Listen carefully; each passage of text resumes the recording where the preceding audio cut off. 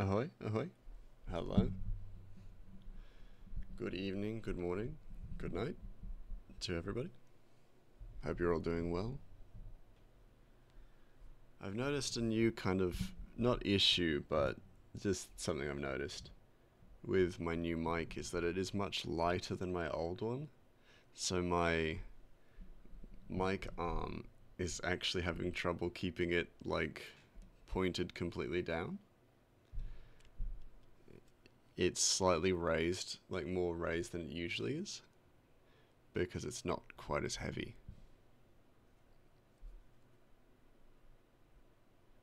Also, I'm on the other side. The other side of the overlay now. Just because I feel like I was always blocking my drawing screen, which felt kind of counterproductive.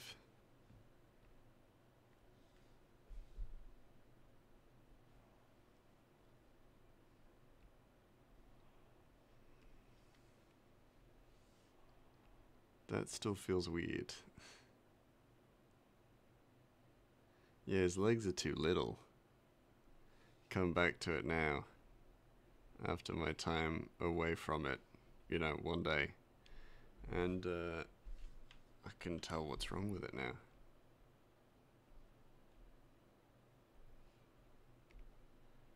Ad coming up.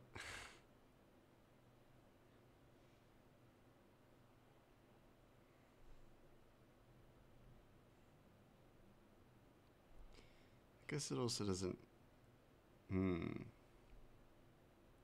His arms are also a little long. Okay. So a series of little issues, but they can all be fixed. Altered.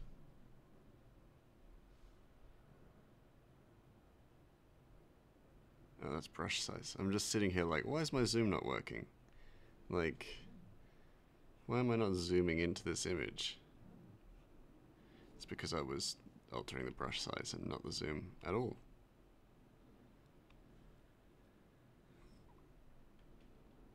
I'll tell you all how I'm doing as well. Currently working from home. This is one of my working from home days. And I've been editing a podcast for a few days now. I feel like I've made no progress on it. Like, I've been editing it quite consistently and often.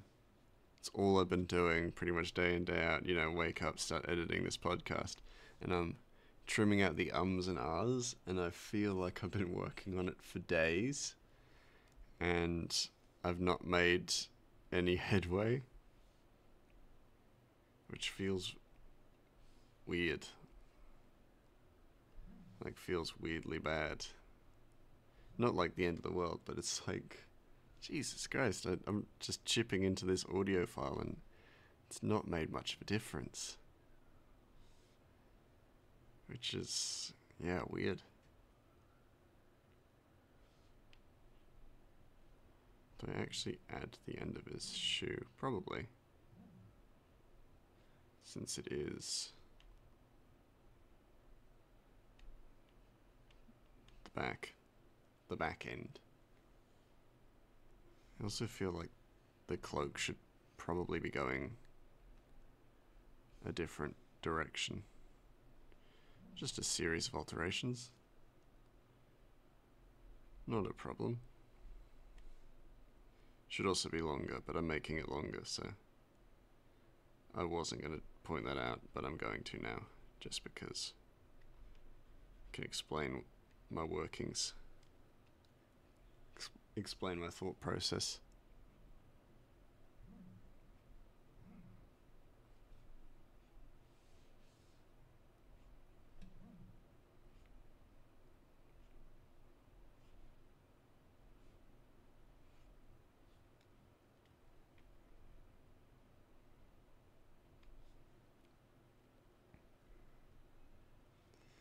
I need to add a bit more body to it, but now it also seems like Ratchet's leg is off center, or legs are off center.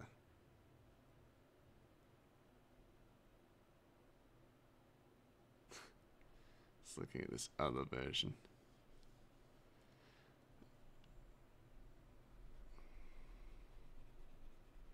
I love how I remember specifically also saying that, oh, this will be easier because it's the back of his head, so there's not the same details. No, but there is just the reflected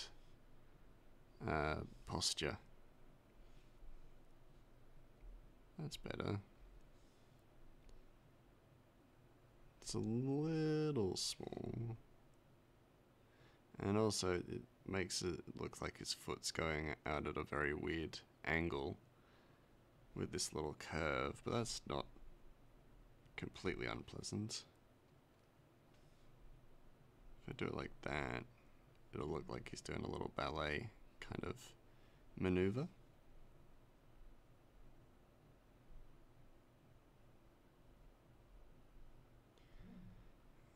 Push down too hard on that.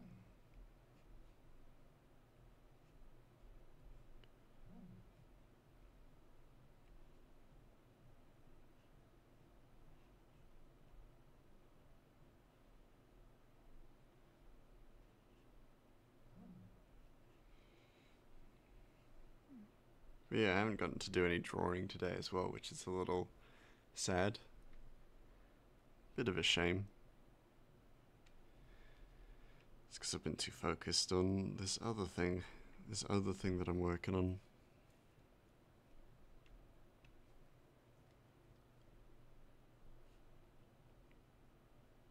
Jeez, it's too thick. Too thick of a line. If I show the back of his foot like that, that will just confuse me. I could do that later in shadows. That's okay. Still feels skewed. It's because Ratchet's leg is now too small. This other leg is now too small. Can't win. Can't bloody win.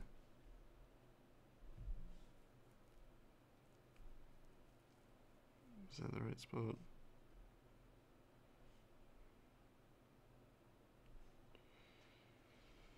God, some days it just doesn't feel like I know what I'm doing. Unsurprising, of course. That's fine. If I put the shadow where it should go, then that will look normal. So that's all sorted.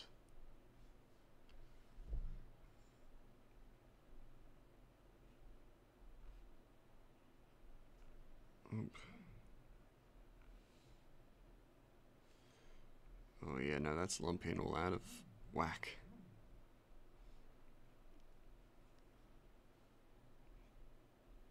Probably do it like that.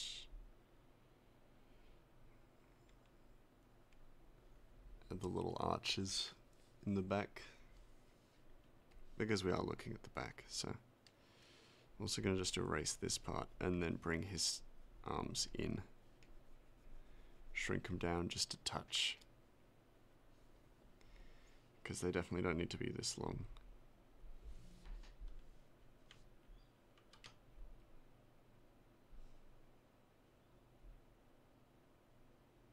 Yeah, I'm essentially bringing them all the way in.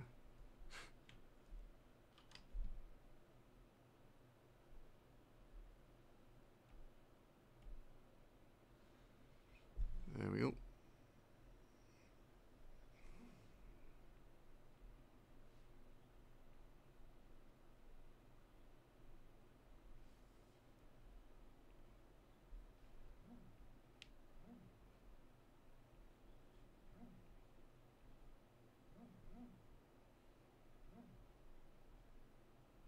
Ah, that looks weird on that hand.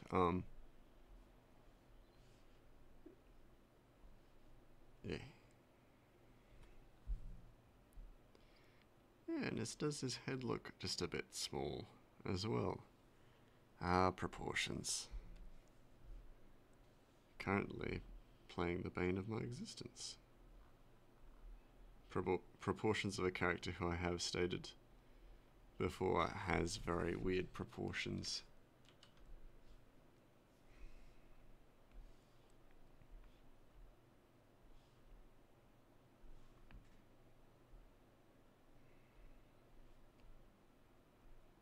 Because realistically, he is mostly head.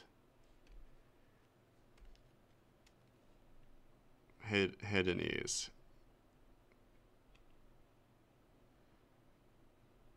Which is kind of hilarious to draw.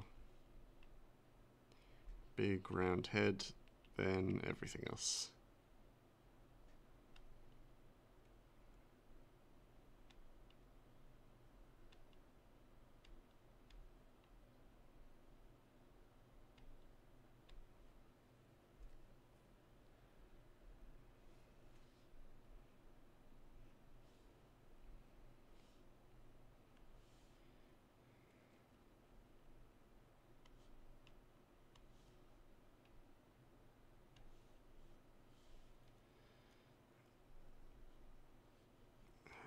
Just a few little dots to erase.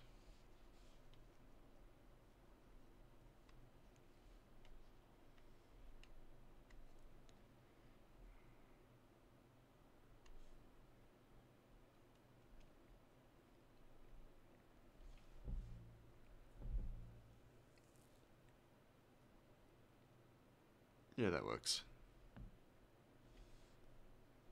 Just need to do the sheaths,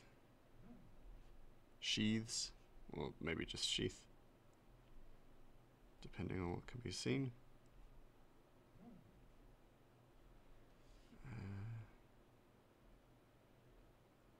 So that'll be the side with Ada Tohu.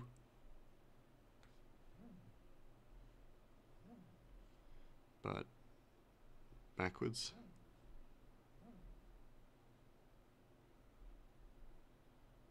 That's going to be an interesting challenge. Drawing him backwards.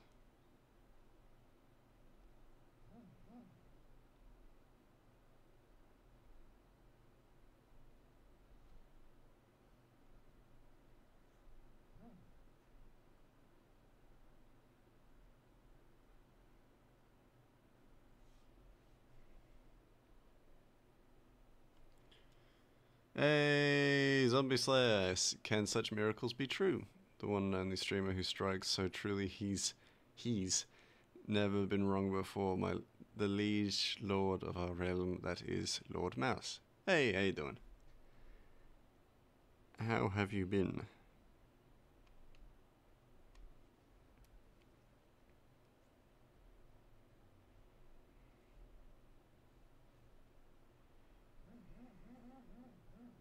Don't know how I'm thinking I will backtrack just a bit with this bee. Draw him kind of like that, and then curved, essentially? Yeah.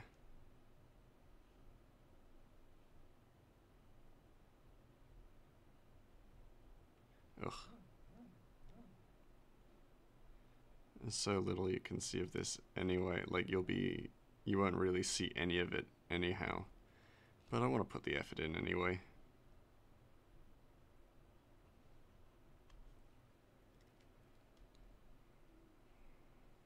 Oh. There we go.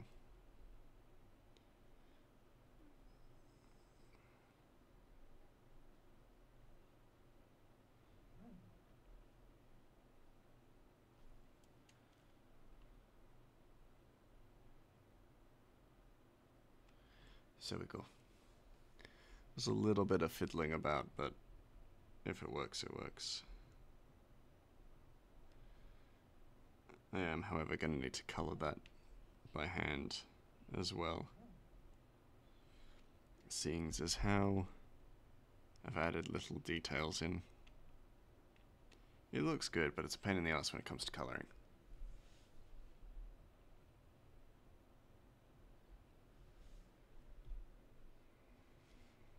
That's good. And you can't see the other set of blades, so he's pretty much good. He does not have backpack straps. That doesn't matter. They're tiny. These are tiny versions of Ratchets. As you can see, he looks minuscule. So I'm not going to put too much detail into them. Apologies for the recent absence. No need to apologize. It's totally okay. You got a life to live. You got to be busy. You know, I'm not going to take that personally. That's okay. How am I? I'm good. Yeah, I'm doing well. I myself am living my life, and it's been good. Trying to take more time for myself this year. So I might be taking bigger breaks from streaming sometimes, but I also stream more because I like streaming. So there's some wins and losses there, you know? Oh, shit. But yeah, doing well. I'm doing okay.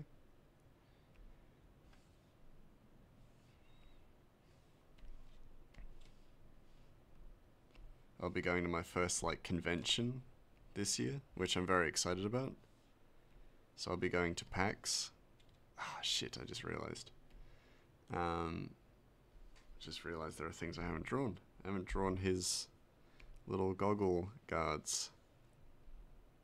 It's fine. I will fix. I will amend. Yeah. So there's like a lot of cool stuff lined up, which I'm very excited about. Going to Japan during one of my breaks. Slowly coming around to the idea that I might even take longer time off than I had originally planned and traveling all of Japan. Not all of Japan, but like, you know, not just stay in Tokyo, which was my original plan.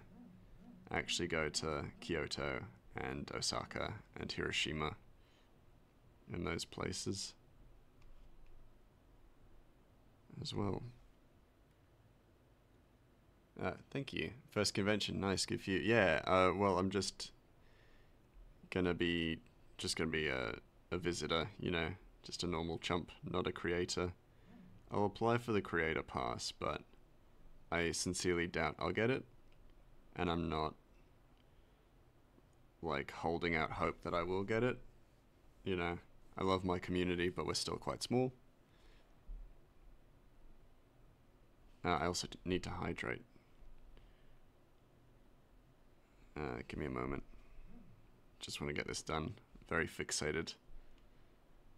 But yeah, I'll all know that already. Get nice and fixated on a little thing. And then I don't drink water. Okay, let's drink. Yeah. Like, I'm not worried about the size of my community, but I know that Twitch will probably take one look at it and they'll be like, nah. Now we're not giving him a creator pass. Which is fine, because I have no intention of really doing too much. You like my opinion on an AC related thing? Yeah. Sure, shoot.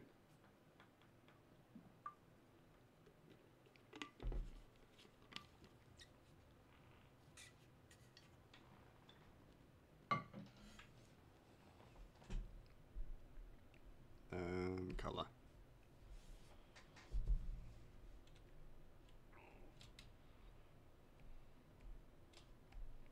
Oh, I also wanted to talk about. So I had this conversation. I can't remember with whom. Where was I? Where was I? Oh, I was in Callie's stream. So I had a conversation in Callie's stream where we were talking about Persona, and Persona 5 is one of my favorite games. Like, one of my favorite games of the most recent, like, in the most recent years. Most recent years? I can rephrase that to sound better. In recent years, it's been one of my favorite games. There we go. Those are words. But I've never played Persona 5 Royal. So I was actually going to ask, because we're currently getting through Nier, and Nier is awesome. I'm really enjoying Nier. But I was thinking, the game we play after Nier, what do people think about it being Persona 5 Royal? And we play it as like it would be kind of community-based, like a little bit community-based, so I'd put up polls for people to decide what to choose and like what things to choose and to go for and things like that. Because I've played Persona 5, and I really enjoyed it. I know Persona 5 Royal is slightly different, but it still has a lot of the same like meat about it. So I'd be very keen to get my community involved and enjoying it alongside me, as well as like sparking big discussions about what's going on in the game. So yeah, just gonna gauge what people thought, and I'll probably post it on the Discord. Like, what do people think about Persona 5 Royal being the next game? Because like the votes are good, but we get like fairly minimal votes on that, so it really doesn't often come down to the vote. It comes down to like what people are most interested in. So we all love Ezio, though I've never finished Revelations, so no spoilers, please. That's fine. I don't think I don't think it'll affect your perception of Ezio. And we know we both love him. However, I feel like Ubisoft unknowingly backed themselves into a corner with him because they try to make anyone just as cool or the coolest than him. Then it's like, don't dishonor our boy Ezio.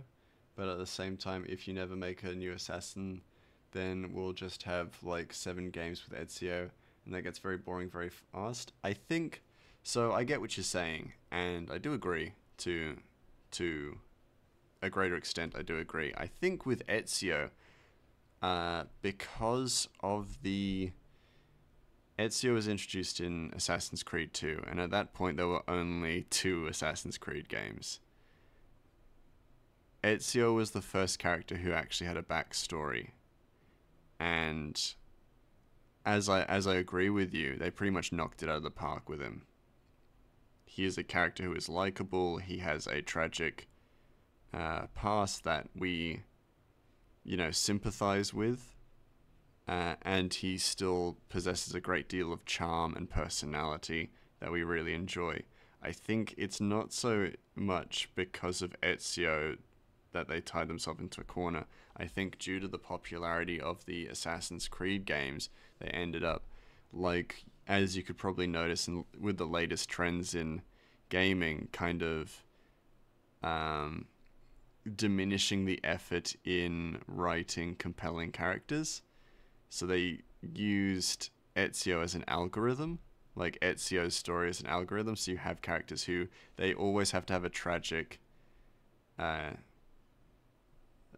happen to them, either at the hands of Templars or not. It doesn't hugely matter, but there is often a tragedy. And then they also have to have a certain unique kind of charisma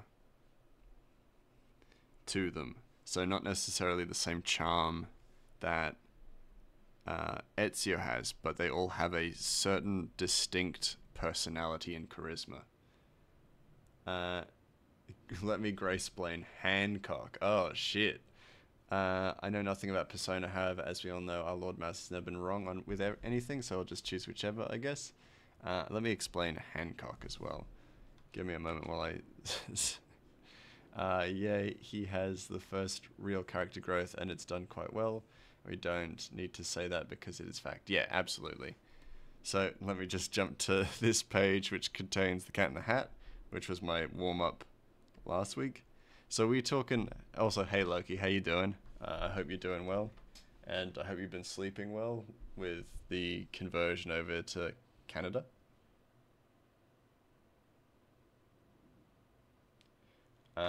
Are we talking Hancock the movie? Or is there another Hancock? Are we talking Hancock the movie? If so, it's been a while, but I do remember some points about that movie quite distinctly that I could talk about. Although yeah, the movie. Okay, sweet. Although that's not to say that it's Ubisoft's entire fault. I could blame them and greedy company, blah blah blah, but I won't for that, as they did make an objectively good character. Yeah, well, it's...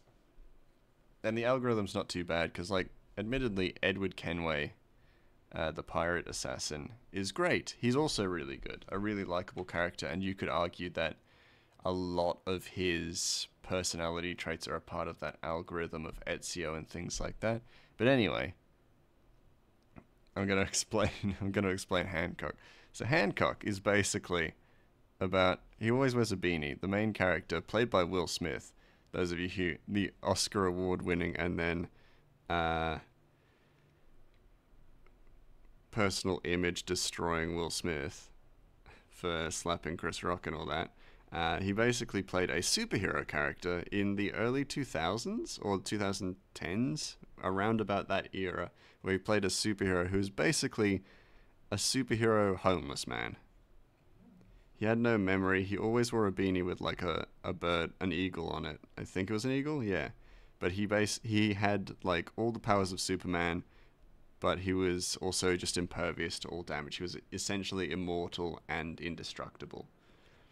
Doing pretty good. Got an hour and a half of sleep before showing anime for Moni. Just finished that, so I figured I would drop in for a few before sleep. Fair enough. 2008. Okay, yeah, so late 2000s, but it really bears the identity of a 2000s movie as well. But he was basically a homeless man with superpowers, and he didn't like people calling him an asshole as well, to the point that he assaults a kid who calls him an asshole at one point.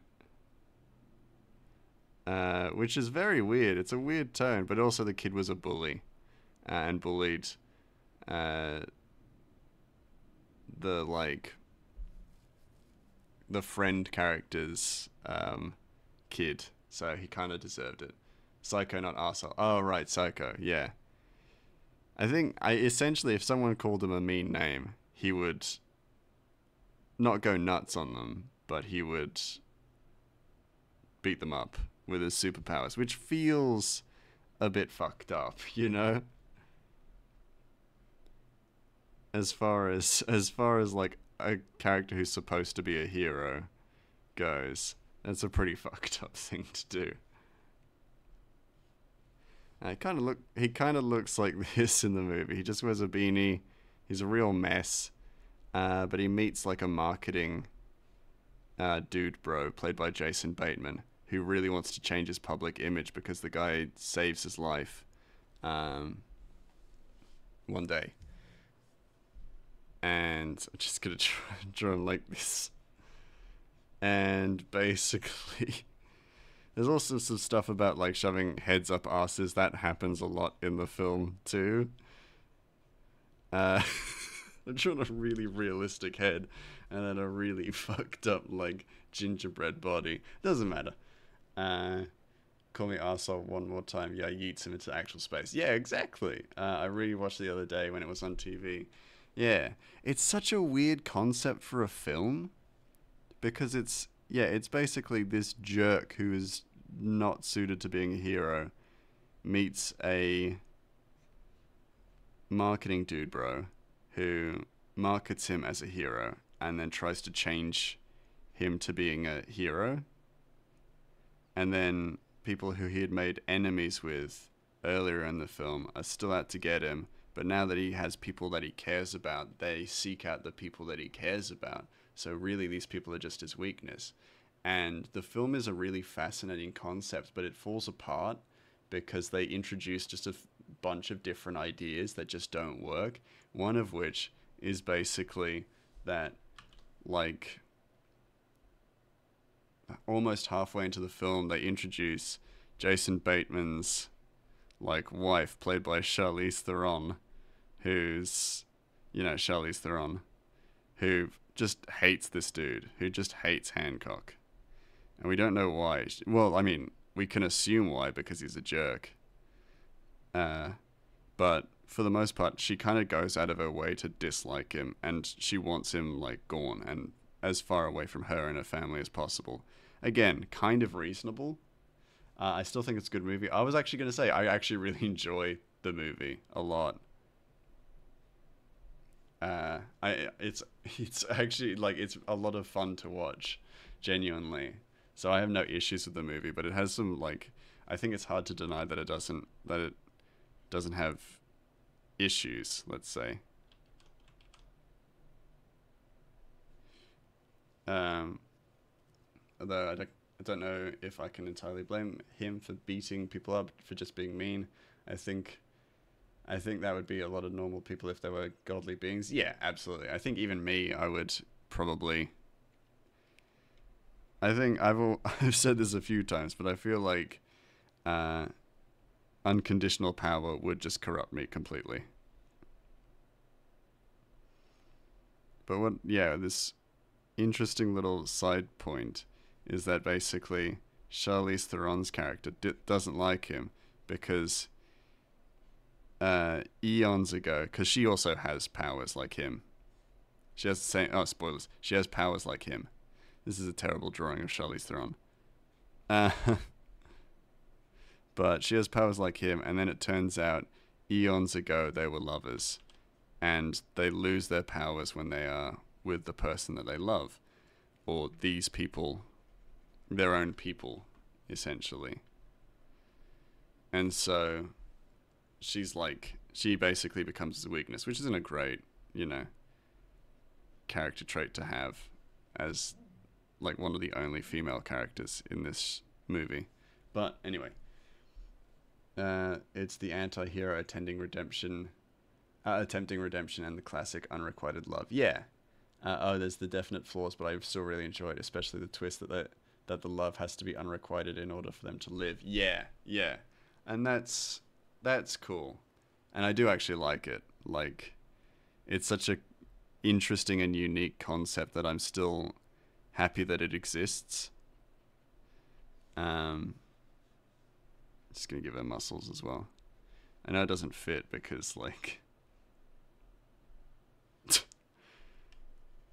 I'm doing mostly talking and less drawing of it, but that's okay. We got a little bit of an image here, giving her the Vin Diesel kind of that, especially since she's now in Fast and Furious. But yeah, and then they have to separate. And it is a really interesting story because even with all of its objective flaws, I do actually find it deeply enjoyable because it does have a sense of humor and a sense of self that is unapologetically its own. Also, Jason Bateman is never bad in anything. Jason Bateman is a fantastic actor and an incredible character in this movie. So no qualms. Because like also Charlize Theron's like 6 foot something or whatever, or tall. If you're virtually indestructible and the consequences of beating people up is that cops chase you, but since you're God, it doesn't matter. That would be quite a lot of us. Yeah, absolutely. I think Watchmen explores that as well when you have a character like Dr. Manhattan, who is, by all intents and purposes, God. He basically was a man and then becomes a god.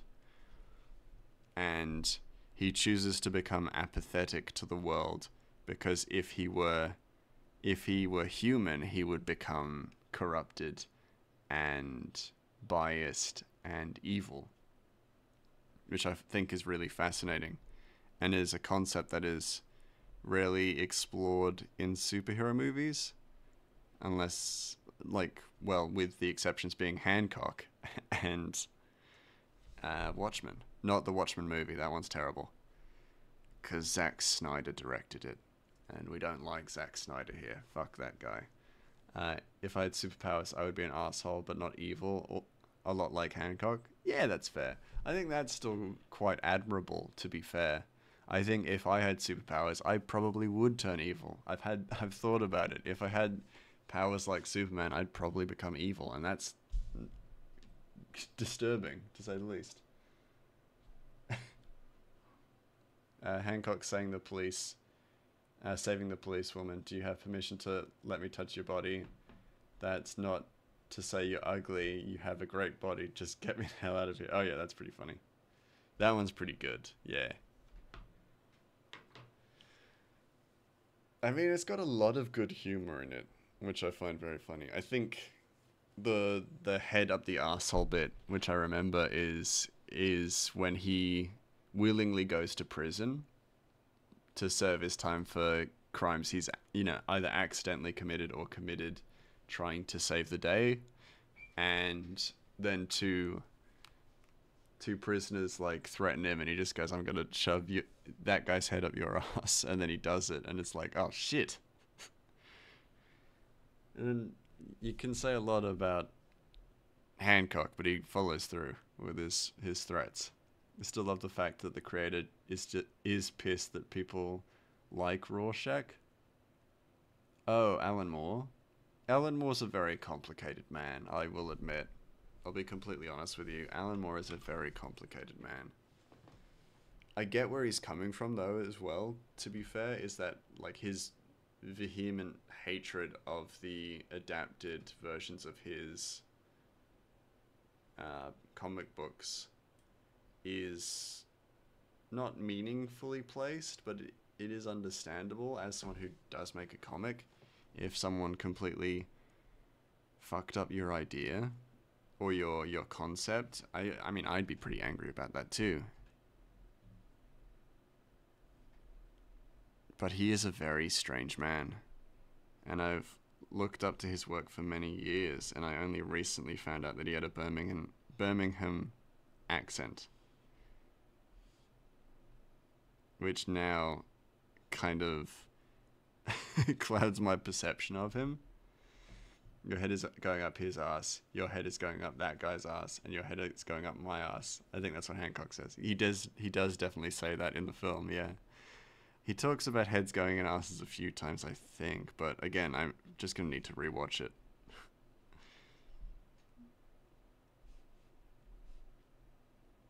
But yeah, I also don't remember, like, hating that film, so I must have liked it as well.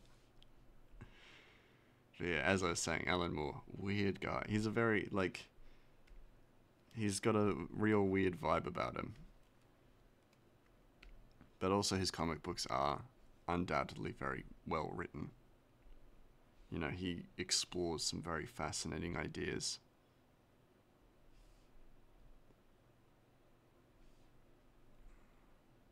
But then again, so does Neil Gaiman, and Neil Gaiman is a nice guy, so it's like, I don't know, just because you're creatively gifted doesn't kind of give you free reign to be an asshole, I guess. If you get what I'm saying.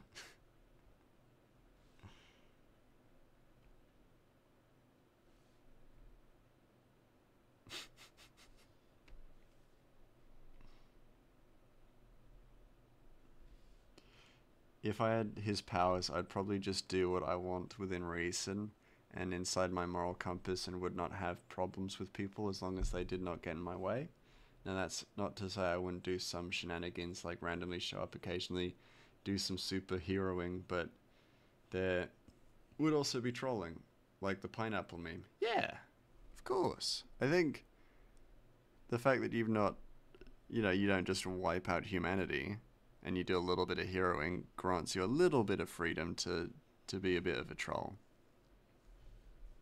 I think that's fine.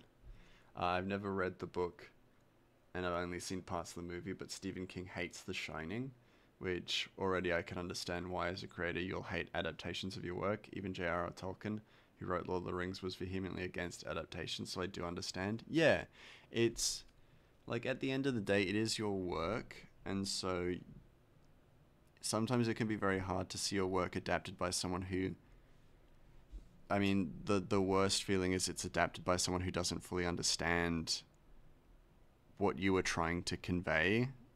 Perfect example being Watchmen by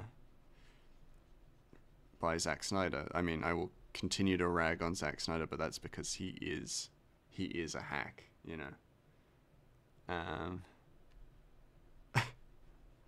Sorry, my Steam notification about somebody playing some video games came up through my tablet and then onto my second screen. I was like, what the fuck was that? It just rise up through my screen and then onto my main screen. It was so weird.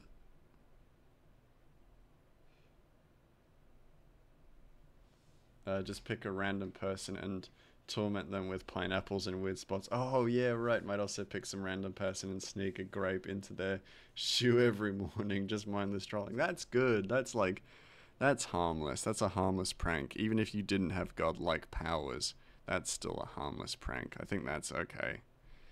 It's like that. If you've read the Costco yam woman, who she used to put a yam just on the help desk at Costco or Walmart, I think. And one day she got caught. She was like, "I'm genuinely scared. I'm gonna get like banned," and I love Walmart. And then the people were just like, "No, it's fine. Like you're okay to do it. It was just a bit weird." I think that's just what comes with adaptations of what you made. I mean, fans of series hate adaptations of it, of course. Witcher fans hated the show, and so imagine being the creator of the books. Yeah, I mean, that is a fair point. But then you have some things that are actually really good, loyal adaptations, like Sandman. So the Netflix adapted series Sandman is a very loyal adaptation of Neil Gaiman's work, and you can do it with and game adaptations. Sorry, I'm just flubbing my words. Like The Last of Us is pretty much word for word redone, but that's pretty much exactly what people wanted. Um, and Coraline. Coraline is an adaptation of another Neil Gaiman work, uh, which has been adapted very very well. Adaptations can be done well, I think, and I think that's a mentality that people should be getting into, is that you kind of can do adaptations well. You actually just need to try. Like, you need to work harder at it. If it's not a loyal adaptation and you're annoying the writer, then you're doing something wrong. Uh,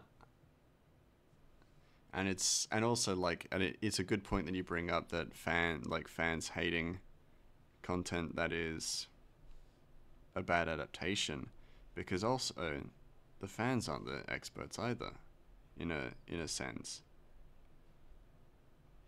They do have like a great deal to offer for sure, and they will bring an understanding that can be sometimes better than those creating the adaptation, but at the end of the day, they can also cloud the judgment. Trying to appeal to fan service can lead you astray quite easily. The world's problems are too interconnected to be able to fix it without going total supervillain dictator, and that's just too much work. That's fair. I like the occasional good deed that only I could do with random trolling to keep you sane. Yeah, you can't fix the world's problems outright. That's a slow and insidious process. You got to build up to stuff like that, and even then, there's never going to be a perfect world. There's just better. There's just slightly better, and we definitely want to shoot for the better, but it'll take time. Take time and learning. In a perfect world, we only make a few little mistakes, but there will always be mistakes. We just gotta learn from them and grow. Not let history repeat itself, which we are kind of doing anyway, but, you know. You could do the worst pranks but harmless ones, like taking all the batteries out of a person's house, or stealing all left shoes, steal all of their physical game cases, but don't steal the actual games, rip out the last page of all the books they want to read, harmless but still being a dick. I mean, yeah, that's like first world harm, because it doesn't hugely affect people, but it would be deeply inconvenient for them.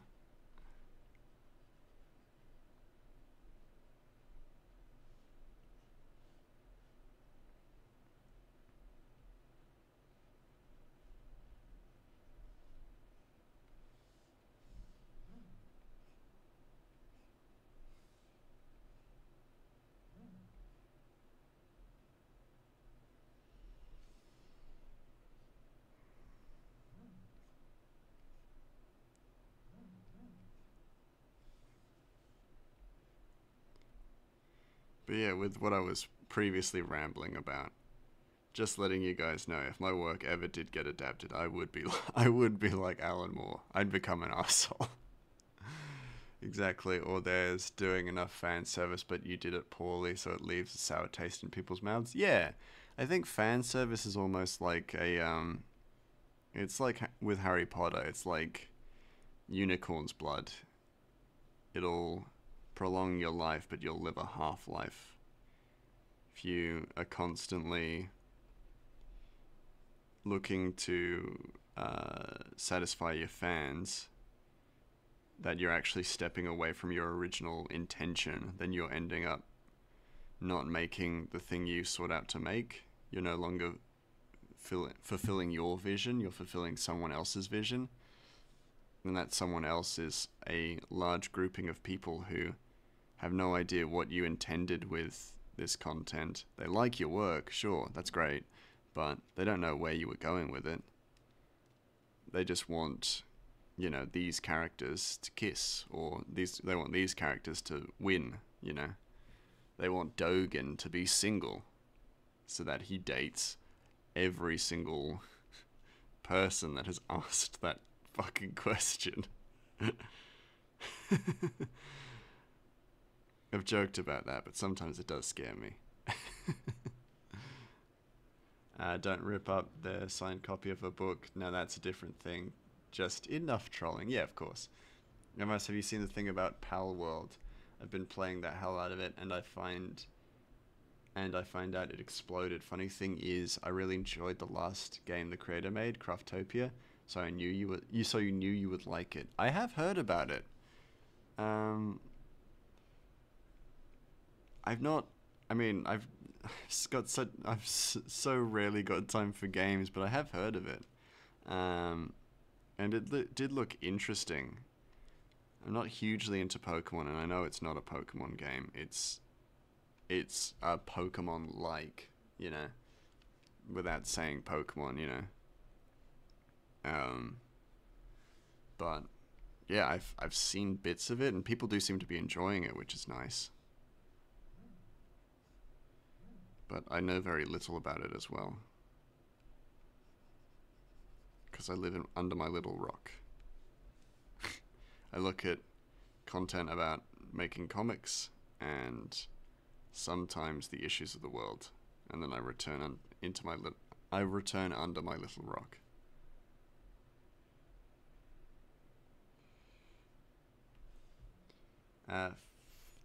Fan service has to be done very delicately. You don't want to do very niche references because no one will realize it. But at the same time, if it's very, you know, this main character, right, aha, Easter egg, well, that isn't good either, yeah. Arc is a better comparison. Okay, that's fair. I've heard that too, that it's similar to Arc in some ways. That's cool.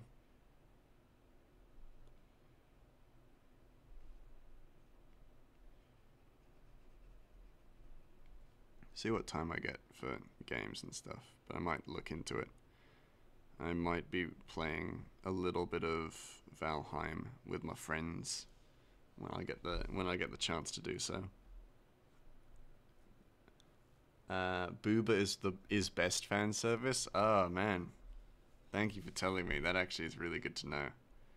I will make sure to include Booba in my comic. I need a little bit of fan service. I get a bit of fan service. Maybe. I think. I think it depends. This comic... I mean, actually, to be fair, this comic does have fan service. Like, direct Twitch fan service. We've got Callie. We're gonna have Moni Stera eventually. Not anytime soon, but eventually. I know what I'm gonna do for Moni Stera.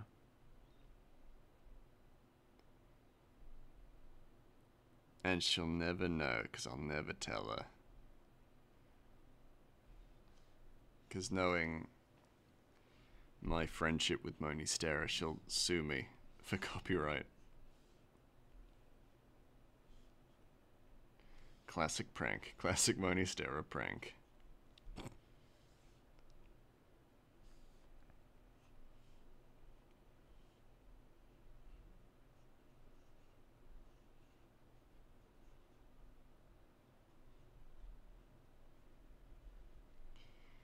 Yeah, I could tell you guys. I can tell you a sneak peek. Little behind the scenes or exclusive for your Moni Stera is going to be appearing in the comic. That's a given. We know that. Moni Stera's onsen is also going to be appearing. However, Timberstone doesn't seem like the kind of place that would have an onsen. It's just not. It's a small town. Doesn't make sense to include in Timberstone, so she's not going to be a villager in Timberstone or, you know, an owner of a business in a small town. An onsen just doesn't make sense to me. Not there, not a place like that. Small mining colony. Just doesn't track to me. Just doesn't make sense, doesn't track. You know where it does make sense? A place of decadence. A place of wealth or a well-established land. We got a few places like that. The fact Ratchet's goggles always make you think about Gadget is an Easter egg to you. That's fair. That's fair. Honestly, that's like pretty accurate. So originally his goggles and flight helmet are a reference to Rasputin from Psychonauts. But they are very like reminiscent of classic goggles, so if they fit, they fit, you know. Almost good news for you, but I've started reading the Game of Thrones books and I'm enjoying it a lot. Oh, good. I'm glad I saw the show first because now I can imagine characters better, as I don't think I have the best imagination.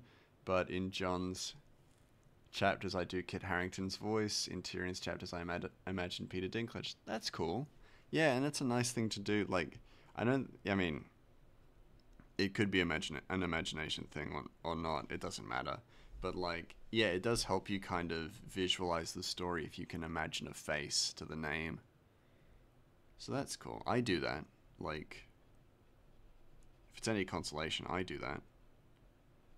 I imagine faces of the people I know as characters if they don't have a movie or a TV adaptation.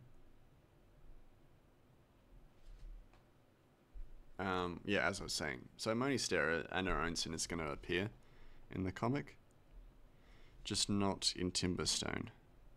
We've got a few other locations in the series, but many of them won't be necessarily focused on. Not in too strong of a capacity, anyway. So, making sure that Moni Stera's not here. I'm just keeping an eye on my viewers list and just making sure, because she's not allowed to be spoiled for this. She cannot know. If I see somebody clip this exclusive, I'm going to be very mad. But, basically, she's going to appear as a giant in the cloud top. And her onsen is going to be one of the locations that the party passes during their heist in the clouds. Her presence will be, like, noteworthy, so you will get to see her, like, fully. She's not going to be, like, too much. She's going to be a background character, but not, I mean, since she's a giant, she's not going to be that much of a background character. She's going to stand out a little bit. But yeah. There's your exclusive. Will she be a frog giant? There will be frog giants. She will be Moni Stera. She'll be a cloud giant, and I've got a little bit of an interesting design for her, in that it will be based on her 2.0 model, but with some cloud giant accoutrement and additions.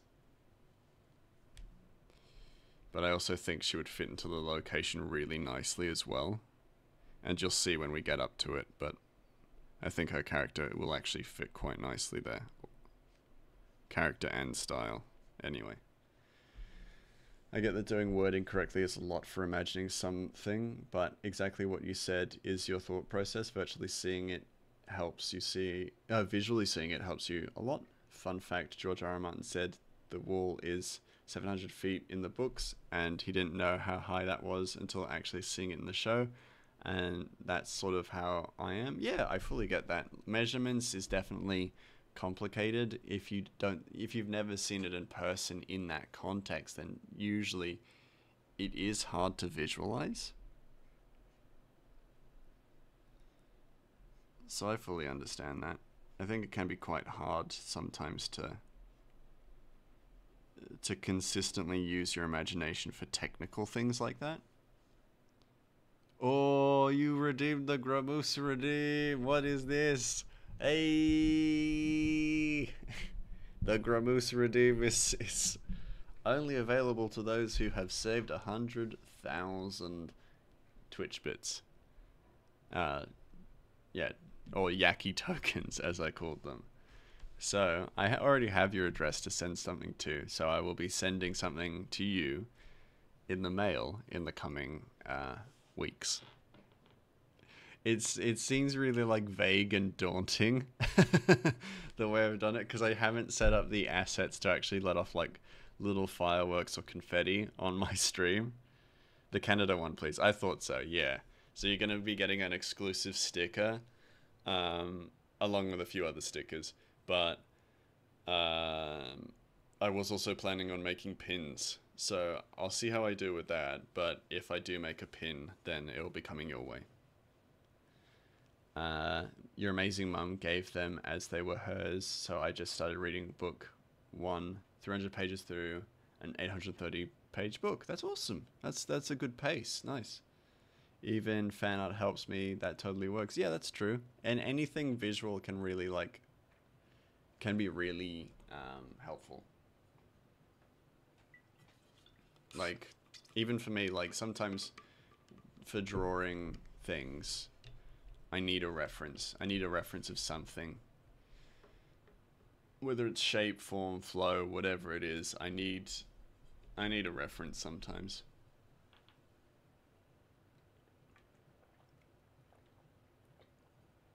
Just having some water. Pardon me. Yeah, because you and also Loki, you told me that you had saved 100,000, and I had planned on having like a big reward kind of thing. So I just set that up, completely forgetting that I needed more like additions to it, but it doesn't matter. Do you have any stickers with the QR code still? Because I want to put them up at Halifax Airport. There's a smokers building, and people slap stickers on the wall when they visit it. Actually, that is something that I'm working on. I'm working on a new set of stickers with QR codes. I used to have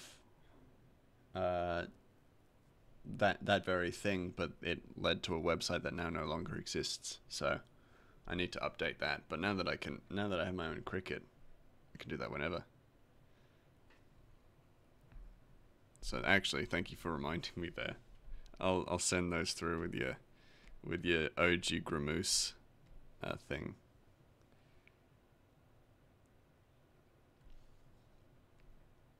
I'm basically making, so there's an exclusive sticker that only people who redeem that are getting. It'll never appear on the store. You can't commission it. You pretty much can't get it unless you redeem that. So that's essentially what the OG Gramoose redeem is about. Something that can only be accessed through that. Very exclusive. Very exclusive for Platinum Club members. 700 feet is essentially 7 American football fields, but even that I can't put into a thought process. Yeah, neither can I. I don't know American football, so there's no way I'm getting that into my head.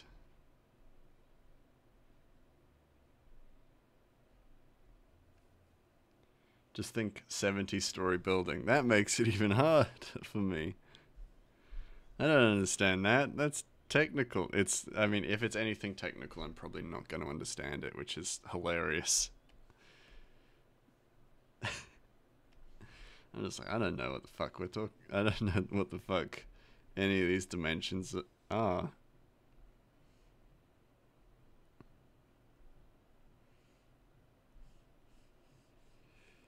I don't know measurements. I am a mouse.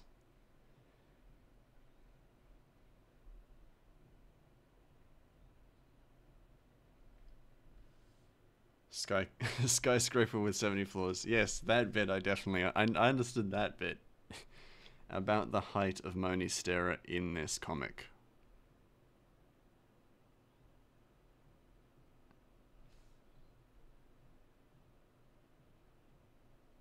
All right. Now I've got it. Now it's in the noggin. That I can understand. I base my measurements off of streamer height. So 700 feet is one Moni Stera. 3 feet is one Enya. 3 inches is Grey Mouse. That could be taken in a very different way.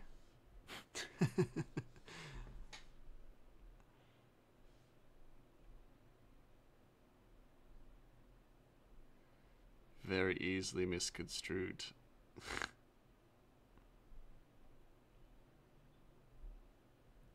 Could never go into a building like that. I had enough problems sleeping in a 10-story hotel building. That's fair. That would be too high. Yeah. No, I 100% agree. And because buildings at that height, they start to like sway with the breeze, and it's normal in quotation marks. It's normal. It's scary as shit. Like they're supposed to make noises and shift, and it's like, nope, I hate that. I did stay in a hotel that was not 70 stories tall, but it was about 8. But it was super cool. Like it was cylindrical, and then the middle was open, so you could look out from like your room down into the lobby. And I should have taken a picture, but it was like so weird, but also just so cool as well.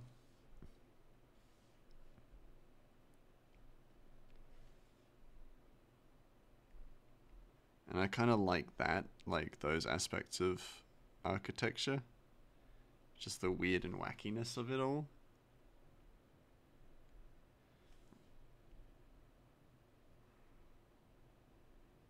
Or, you know, someone using that style to make a really interesting looking building. Like the Dread reboot. Yeah, exactly. Exactly like that. That was like cubic, but cylindrical. Yeah, exactly. I thought it was really cool. It was in Canberra, so it's like the coolest thing there.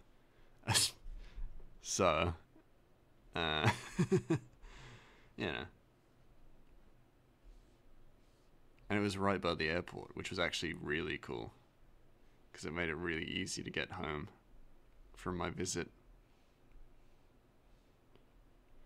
I could have walked to the airport, and that's so difficult to do in Canberra. You can't walk anywhere in that dang city.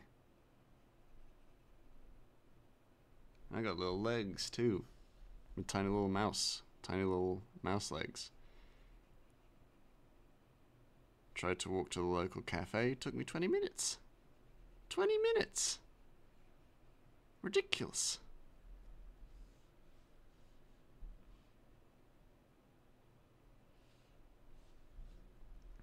And the coffee was like fine, because I'm a coffee snob now. I can't escape it. I'm a snob. I need really good coffee, otherwise I'm mad.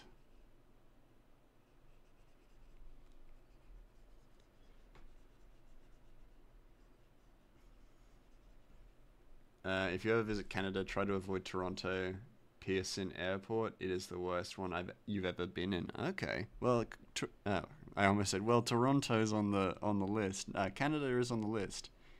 I'm planning on going to Japan this year, but in the years to come, Canada's there, so one day.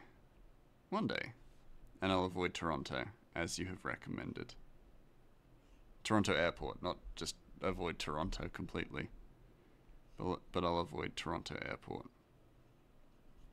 I don't want trouble. I've been to almost... Actually, let me think about this. I've not been to Queensland Airport... Oh, Brisbane Airport, sorry. Or...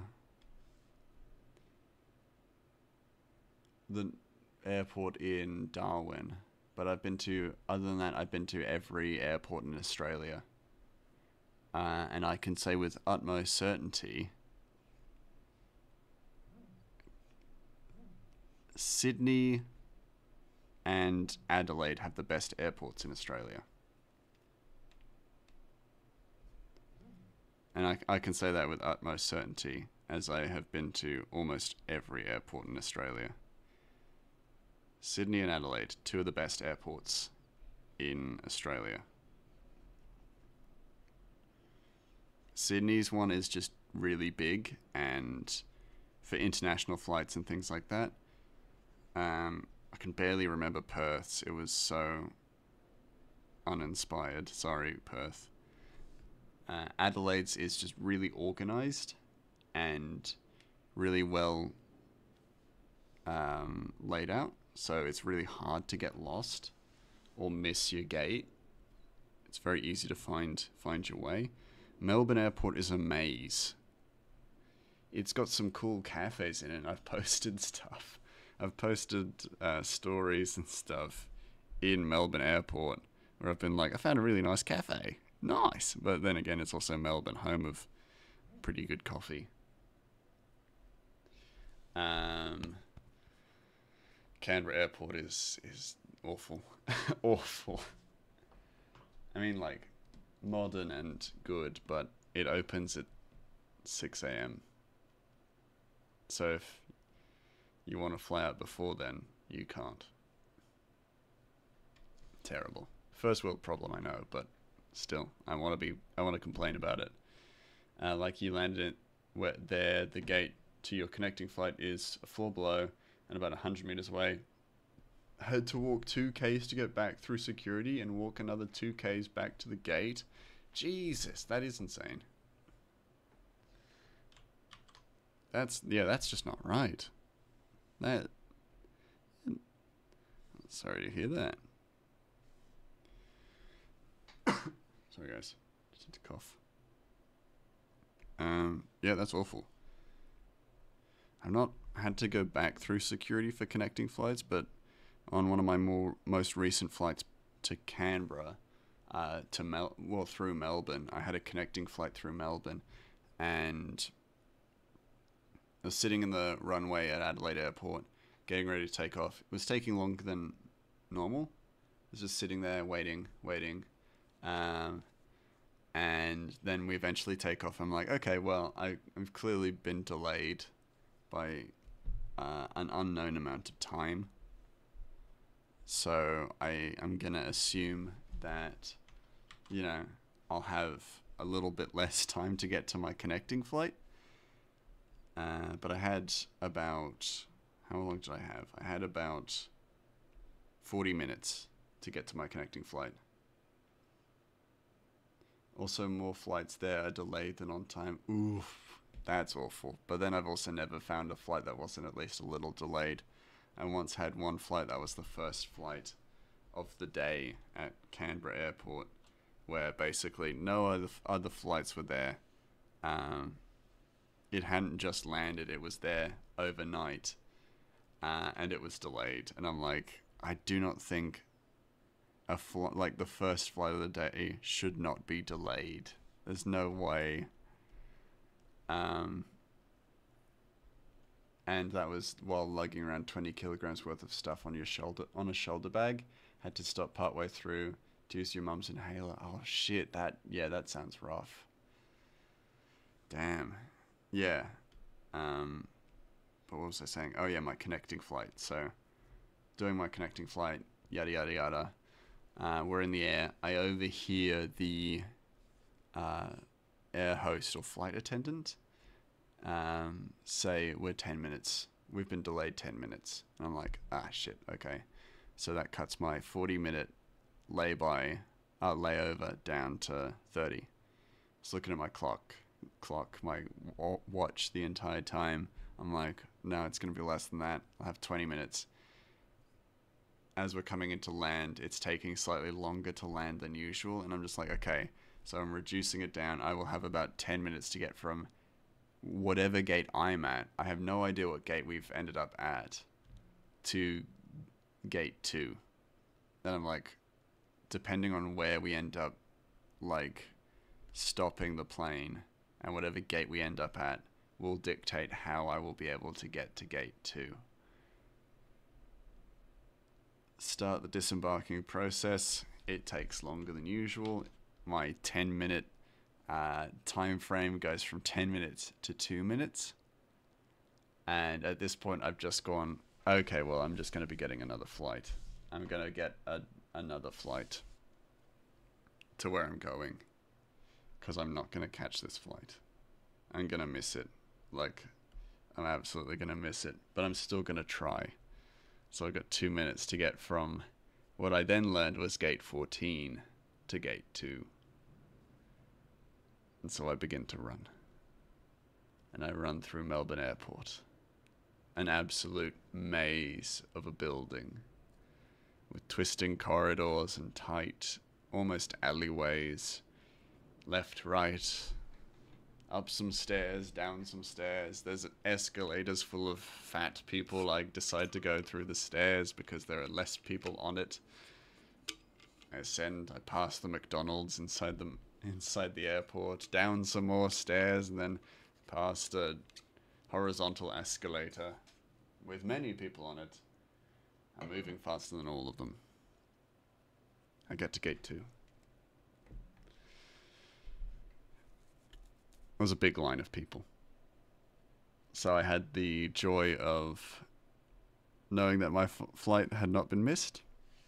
However, I had the dismay of also knowing that my flight was packed. And that I wouldn't get the joy of getting to sit by myself like I did with my previous flight. That's my story. That's my story. Some people say I'm a hero, but I'm just one of you. Sorry, I just felt like embellishing that. Like, you know, adding a little bit of emphasis. I've been to Toronto 4 times. 2 times I was so delayed they had to book you a new connecting flights. One time the flight was cancelled and the next one was 10 hours later. The most recent one was okay. Damn. That's fucking rough. That's so fucking rough. I'm so sorry, Loki. My plan for Japan is that I'm just going to do... I seem to be able to do 1 flight. So I'm going to just do it in 1 flight. I'm not going to do a layover. Or I'm going to try and avoid the layover. Unless it's like significantly cheaper. And then, hey, I end up in Sydney Airport or Brisbane Airport for a little bit. That's okay. Or Singapore. Hey, that'd be cool. I've been to Singapore Airport. It's very nice.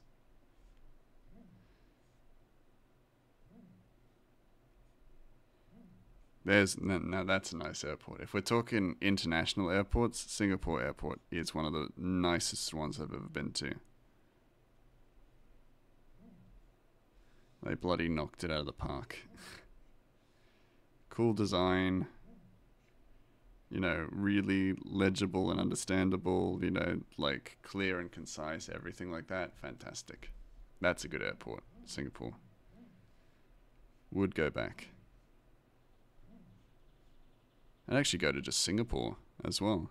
Never been to I've never gotten to actually explore Singapore, so I would do that too.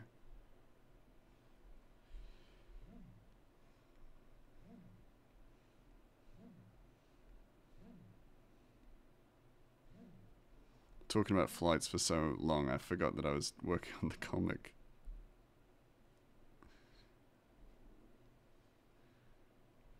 liked it. I enjoyed that. Like, I mean, I've been enjoying that. I've been enjoying the conversation.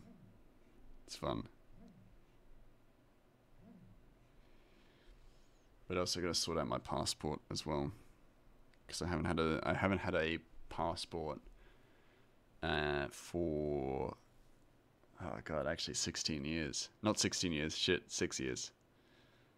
Not 6 years. 10 years. Sorry. My brain trying to do the maths on that. Yeah, I haven't had a passport for 10 years. So there's just a young, very young grey mouse passport that I have to renew. It's a little bean grey mouse. Almost 5 a.m. so going to try and get back to sleep, having a good time. I'll catch you later. Fair. Enjoy your sleep. Good luck. Hope you get some sleep. And I'll catch you next time, my guy.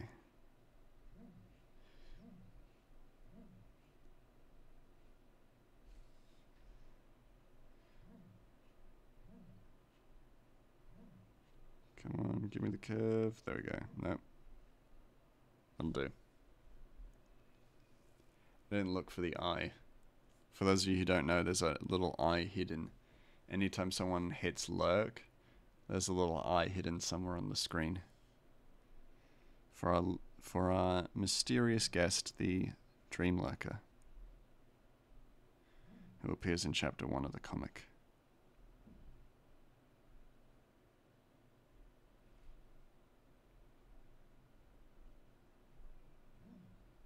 Because I wanted to make a few themed assets for my stream, since so much of what I do is the comic.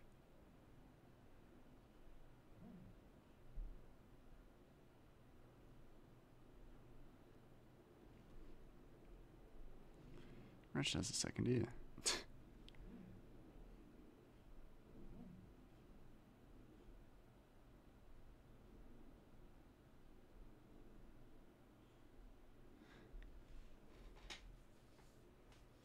Might take a sip of water as well. Don't mind me.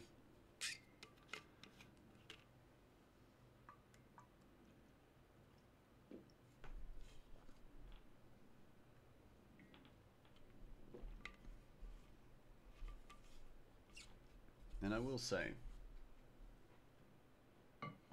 I've also been to Broome Airport, which was very cool, but very small. Very little airport, but it was great. So yeah, like I said, been to almost every major airport in Australia. And for those of you who are looking to visit Australia at any point in time, recommend going through either Adelaide or Sydney.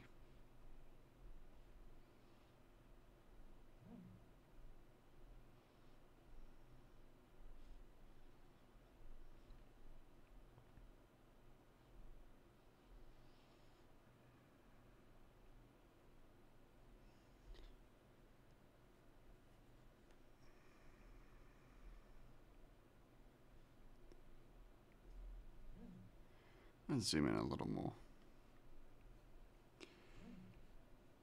One thing I wanted to do with my trip to Japan as well that I wanted to talk about, just chat about essentially, is that I really wanted to, I wanted to do a little bit of touristy stuff, sure.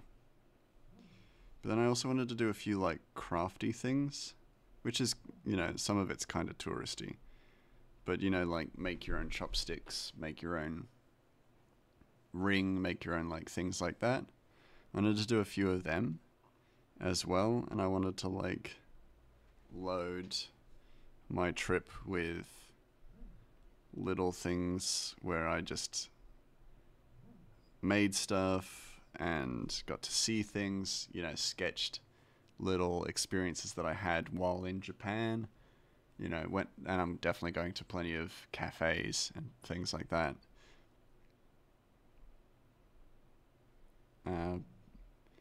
But yeah, I wanted to kind of vary it a great deal.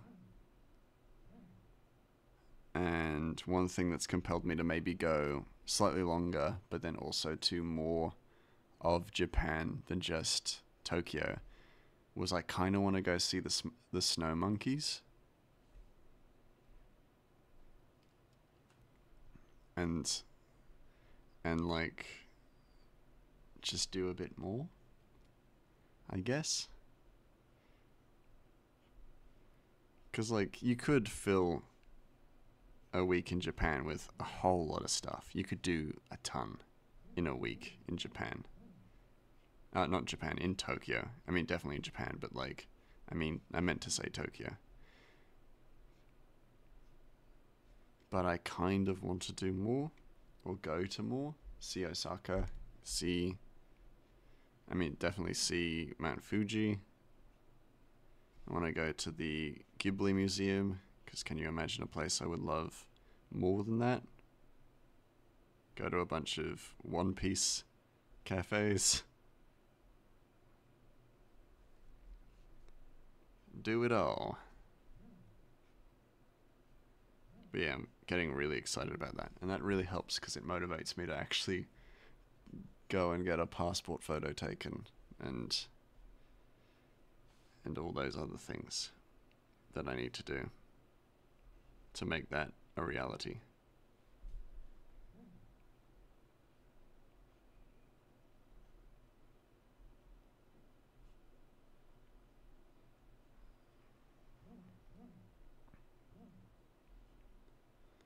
I think one thing I also wanted to talk about is what people thought about me maybe making a few little assets, like animation assets, for live action things or out and about things. So for my Instagram and things like that. So not necessarily Twitch, but for Instagram.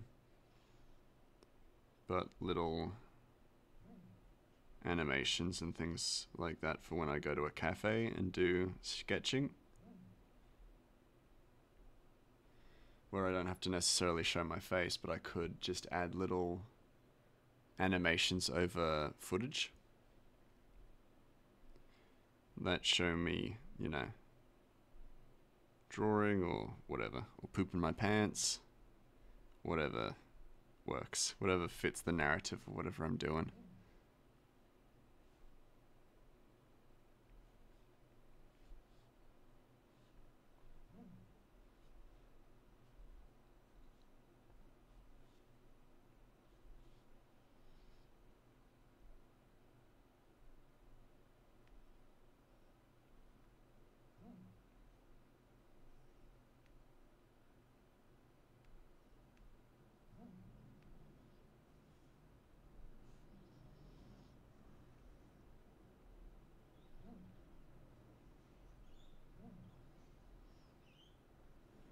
Yeah.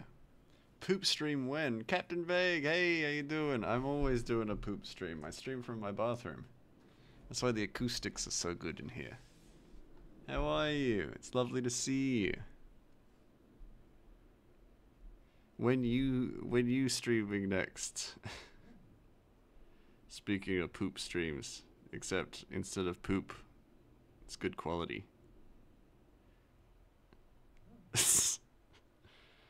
Let's go. Love that for you. Love to see you too. Not sure. Glenn is streaming tonight. Ooh, really? Excellent. I know what I'm doing after this stream. That's lovely to hear. But yeah. Yeah, how you been? I was just talking about travel and stuff. Also no idea what to stream. That's fair enough. That's always a little bit hard to be sure on.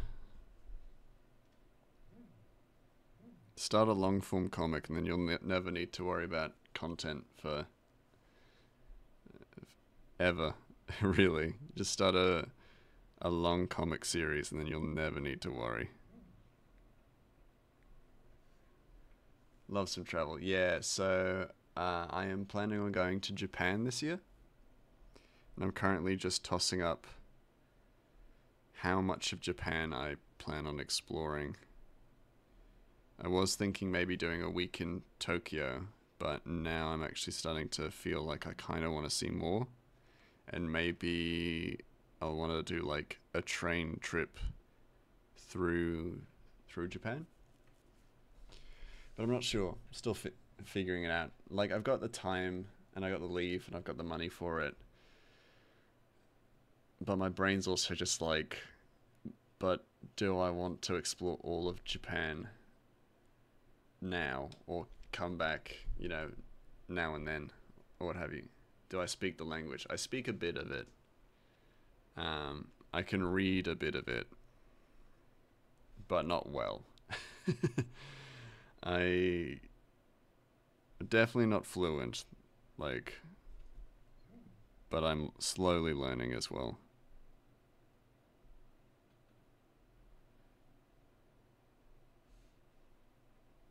Just do a little bit of a dagger, just there. Nice.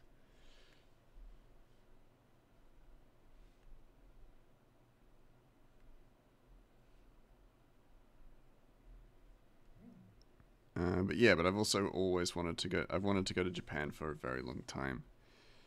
And it's always been like a matter of time or money or, you know, every single one of the many pitfalls.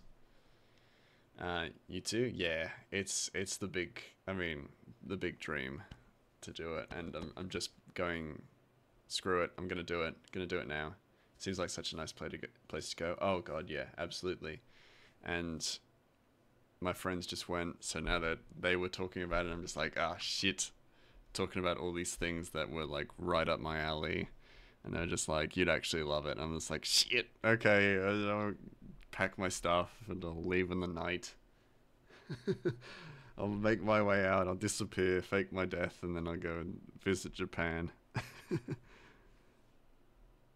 You've convinced me.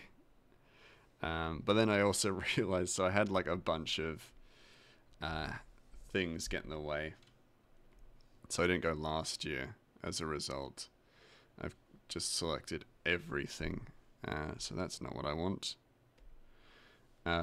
So I didn't have my passport. So my old passport, which if you have your passport and it's out of date, then it's fairly easy to get it updated. But I didn't have my passport, so I couldn't update it without going through like a bunch of hoops to do it. So I had to find my passport. The problem was I'd moved out of my family home and away from my family. And so I was like, well, they almost certainly have my passport. So I'll chat to them about it, and they're like, we'll find it for you, don't worry. They go looking for it. Takes them ages, like months and months and months, and they're like, we can't seem to find it. They were also going through renovations, so essentially they were really searching, but they had to search pretty much everything, which I really appreciate them trying and doing. But it wasn't there, so it's like, where the hell would it be? I had to think, did I lose it? So as it turns out, I didn't lose it. So the last time I had an international passport was when I was 16. So that is almost 10 years ago. When I was 16, I also had a safe. So I used to put things into my safe to keep them, for lack of a better word, safe. And so I was like, oh no, that my passport is in the safe. Oh shit, you may need to update yours as well. Yeah, we'll go to Japan together. That'd be fun. You and me taking Japan by storm. I think it's almost 10 years. Yeah, twinsies. We both just haven't updated our passports. It's so easy to forget. Let's go. Yeah, let's do it. I'll meet you in Japan. Can speak some of it. Actually, that would help. I can speak a little bit, but I'm just not confident. But I haven't learned since high school. Oh, shit. I think same. I started learning it in year 10 and then learned French. And then never learned the rest of Japanese. So I'm definitely not an authority on it. That's for sure. but I know bits. I almost said Bente is Twente, but that's Spanish, so I'm really rusty with it.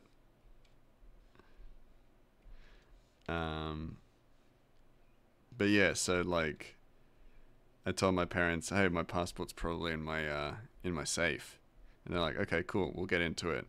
Do you know the combination for it? I'm just like, yeah, of course. I tell them the numbers, and they're like, it's not working, it's beeping, and I'm like, it's beeping? Why is it beeping? And then like, I think the battery's dying on it, so it's not gonna be there. It's not gonna be working. So it's like, okay, well, it's got a key. It's got a key like fob for it, so you can use the key to get in. And they're like, oh, okay, where's the key? And it's like, next problem. Oh, neither, but it's straightforward to learn. Yeah, exactly. Should be fairly easy to pick back up. So it's like, shit, where's the key? We were searching for the key, and I was like, well, I have one of the keys. I found that. I found the key that I had in my possession. And I was like, okay, well, that's not good, because I'm not in rural New South Wales, where my parents are. I'm in Adelaide. So they'll have to find the spare key. Where's the spare key? And then I turned around, made direct eye contact with the spare key, and I was like, they're both here. So instead of taking the key to them, they brought the safe to me. And so now I have the safe. I unlocked it. It contains my passport. So I did put it in a safe place, but if anything, it was maybe too safe. Eye contact with the key. The key looks at me. The key looked at me directly in the eyes. I mean, a key has teeth, so surely it has eyes. Oh no. Yeah. I remember looking at it and going, oh no. Oh no, I've made a terrible mistake. I was too careful. But in the worst possible way. But it's fine now. I have my passport. I'm gonna get it updated. I had a look at little grey mouse, and I was like, oh god, I was so young. 16. Tiny little mouse. Tiny little mouse who used to think that... Actually, none of the things I used to believe in, I don't believe in now. I'm still that nerd. So... I have ears, but can't hear. Teeth, but can't bite. What are you? Ears, corn? Is it corn? You got ears of corn. Key. Oh. I'm stupid. We were just talking about keys, and I was just like, corn? You said it teeth before. Yes, those little bits. Those are teeth, are they? Ooh. So with no confidence now, despite saying it with confidence before. But yeah, that debacle's out of the way, so I'm good.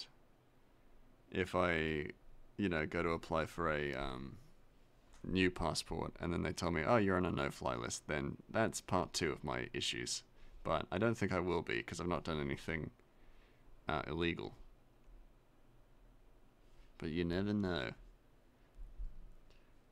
Made me think of a riddle. Love a good riddle. I get you. Riddles are good. I feel like I'm just... sometimes I'm just too stupid for riddles, and so I'll look at a riddle and it's like, what dries the more it gets wet? And I'm just like, huh? And then a towel, and I'm like, what? Which is terrible because I make D&D puzzles for adults. And... I can't solve puzzles. Especially not under pressure. My brain is it just don't work that way. Towel. Yeah. Love joking about being on no fly list. Yeah. I like to play with fire, and so I just joke about being on a no fly list. What are they gonna do? Put me on a no fly list?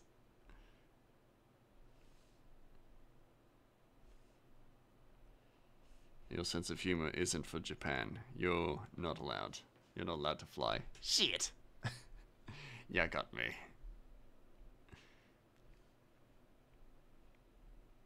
We've heard about you, Grey Mouse. You're not coming into our country. But please, I've been excited about this since I was a little mouse. No. Absolutely not. You're so weird. Oh.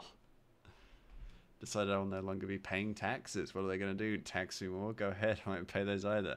Oh, I'm going to prison. The one paid for by my tax dollars. Sorry, I didn't pay it. Now there's no prison. I am at least 3 steps ahead of the government at all times. Exactly.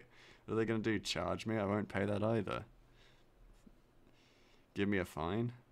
Tough shit. I'm not paying it. Give me more parking tickets? No.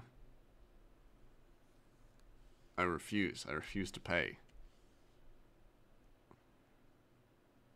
One of the best copy pastas. That is a good one. That is a real good one. I bring that into my just daily life at this point. I mean, Australian Taxation Office, if you're listening, I do pay my taxes, please. I pay so much fucking tax, please. Please don't put me on a no-fly list at Australian Taxation Office. I pay so much fucking tax. Oh, me too. Yeah, exactly. Please, we beg of you, don't put me on a no-fly list for not paying tax. ATO isn't real. They can't hurt me. Oh, they've been hurting me for years. I know they're real. I got so much student debt, it'd blow your mind. It'd blow your freaking mind. I just collected that shit. Collected that shit like rare Pokemon cards. What do I got at the end of it? A degree in screenwriting.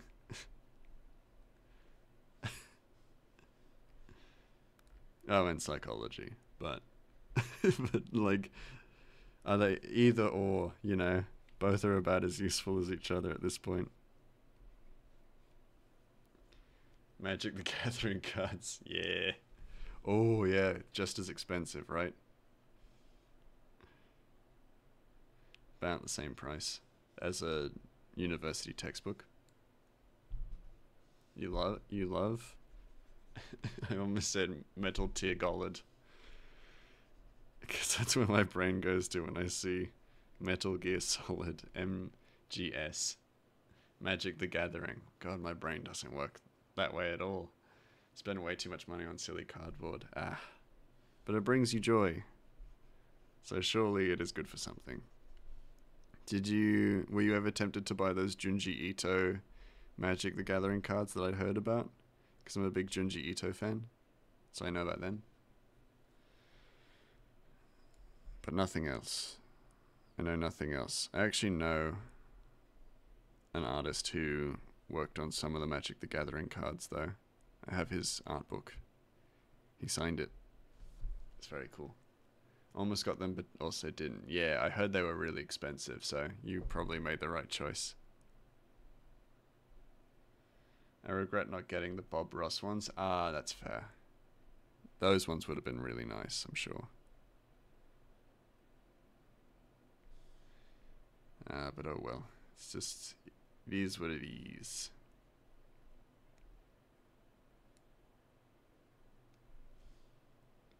The lands are super... Well, brain just completely shut down. The lands are super chill. I bet a Bob Ross inspired and homaged set of Magic the Gathering cards would be beautiful. So you'd have to get like good land cards for them. And like the characters are just fine. Like they're probably nicely done, but there's like, well, we didn't see Bob Ross paint people, so so this is what we've got. We only did happy little clouds. They're all the people.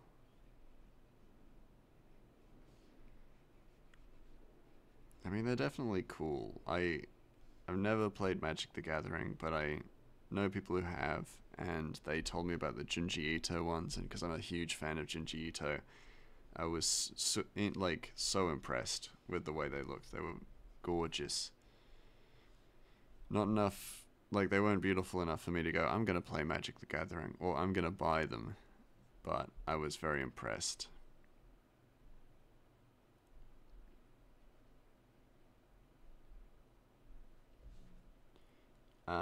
The game is very deep and silly, but it can be sweaty.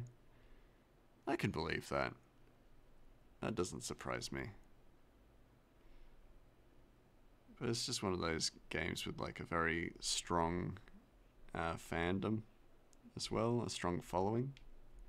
So I can respect that. People are very passionate about Magic the Gathering, which is very cool.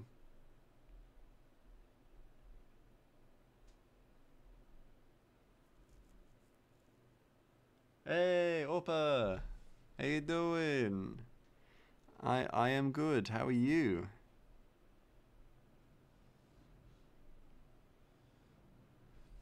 How's your day been, or how is your day going, if it's still day?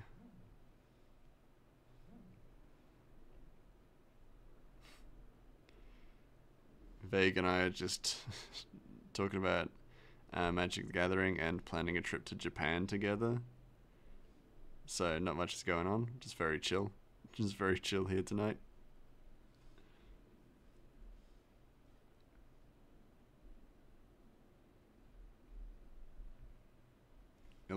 11 a.m.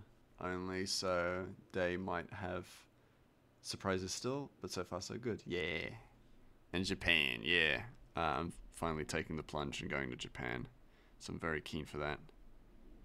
And I've been talking about it a lot on stream, but just because I'm excited. It's not too soon, it'll be in a few months, but yeah. Very, very excited. Never been to Japan. Don't speak too much of the language, but I know a little bit. So yeah, super keen.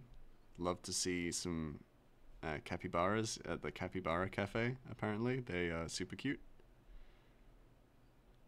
And also doing all the grotty stuff that my friends didn't do. Which was something I joked about, but was I joking? I don't know. Wallet might cry, but surely worth it. Oh yeah, I fully expect to be spending a lot of money on cool shit in Japan. So, that's fine. Been saving this money for years, so it's okay. just tears. Nah, it's okay. It's worth it. For good food, cool souvenirs, and awesome experiences, like the Ghibli Museum, which I have to go to, surely.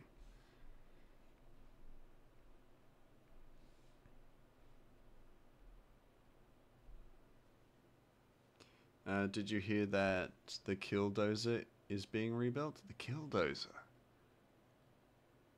What is the Killdozer? Is it like a... I actually don't know.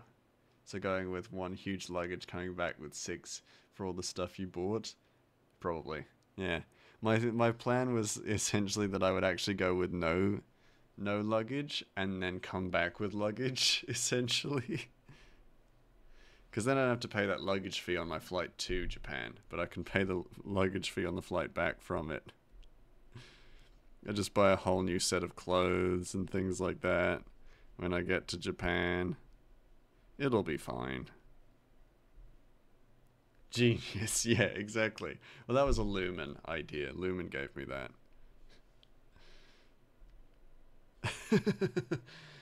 Buy cute anime something luggage in Japan. Oh, that'd be so cute. Yeah. Come back with a Hatsune Miku luggage. I'd be about that. Ooh, or honestly, like what's his name? A Frankie like luggage. Clutch. Not clutch, but just luggage. Which just looks like Frankie, but he's modified himself to be luggage. Or save even more, buy only one-way ticket and then just live in Japan. Move to Japan. That's your money-saving trick. You're right. That will save me money. I don't have to pay for a ticket back. You're right. That's genius, Orpa. I love it. So thrifty. Poses as a celebrity in Japan for months and live off other people's kindness. That saves even more money.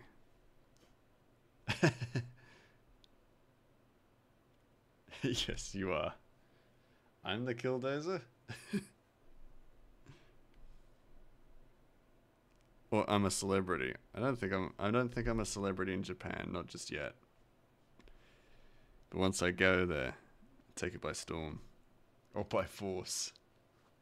Fist shaking in the air. Oh, I'm gonna be put on that no-fly list real quick, smart. They're like, we're actually scared of this grey mouse guy. We're just gonna put him on there. We don't want him coming to Japan. He seems dangerous. I am a niche internet micro celebrity. I'll take that.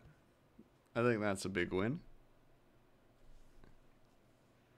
Yeah, you'll forget us with all the new fame in Japan. No, I would just like stream from Japan.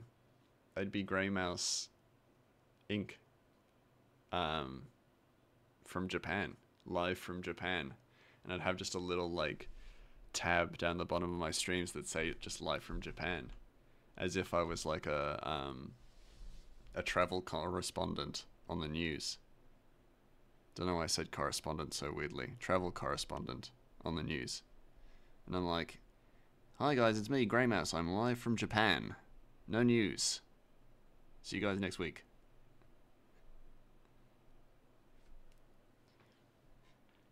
I could be live from Japan right now, that's true. Yeah, I don't know. We can't tell. I'm live from a bathroom, a public bathroom in Japan. A Starbucks bathroom in Japan. Also known as the Grey Mouse office. I wouldn't be against moving to Japan, let's be honest. Be amazing. Maybe for a short period of time. Like I wouldn't mind living there. But also I feel like I can't leave my family and friends. Even if Japan is super cool. My friends and family give me strength. The power of friendship is my greatest weapon. And greatest defense. Don't know why I'm saying it like Obi-Wan Kenobi. Obi-Wan Kenobi never believed in the power of friendship. He was like, use your laser sword. Not the power of friendship, Obi-Wan. We can't tell, yeah. And the trip to Japan is a lie. Grey Mouse has been living there for years. Goes to do an X, yeah. I've been just trying to what's the word? Just lead you guys into it so that it's not a big shock when I reveal that I've just been in Japan this whole time.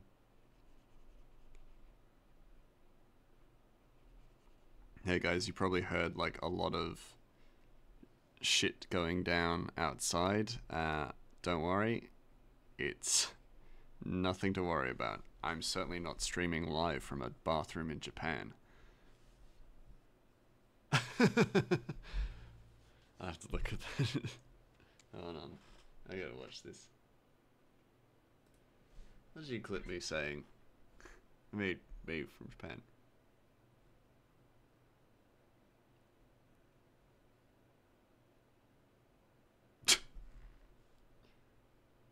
It's pretty good. That's pretty good. I instantly forget the things I say, so I had no idea what you'd clipped, like, for the life of me. I'm like, what did I say? So you guys think you get, like, hours of entertainment out of my clips. I just forget. And then I get to watch them again as if I didn't say those things. I'm the same, is very funny, and got a laugh out of you. That's good. I mean, that's all I ever aim for. Just making people laugh, so that's always a good sign. I love a good clip, though. And almost 2 years I've been streaming, I've gotten some really fun, like some really funny things have been happening. So I've always been really happy to see just clips, like people have clipped them. And it also just, it's always quite nice to look back sometimes on those things. Now that clip can go viral. Yeah, exactly. I've had one, not a clip, but I've had one clip almost go viral actually. The one of me talking about shitting my pants almost went viral, which I was genuinely very scared about, because is that really the legacy I want for myself? It's the legacy I've created for myself, sure. Don't get me wrong. It is the legacy I've made for myself, but do I want the rest of the world knowing that? Questionable. It's very questionable. Me begging Crow the adventurer not to force feed me creatine, because I will shit my pants. That one almost went viral. All publicity is good publicity, I guess. Yeah. I mean, yeah, if it helps me go viral, then excellent. But do I want to be known for that? It's too late. It's beyond my control at this point. Can I get a legacy, mum? No, you have a legacy of shitting your pants at home. Yeah. Oh, yeah. Oh, have you seen the pants shitting streamer? Yeah, Grey Mouse. The Grey Mouse, the poop streamer. The pants poop streamer, yes. Oh yeah, I've heard about him. He sucks. He's terrible. He's very cursed, and he barely ever makes cursed art, which is ironic, because he's just a cursed person, and yet his art is so wholesome.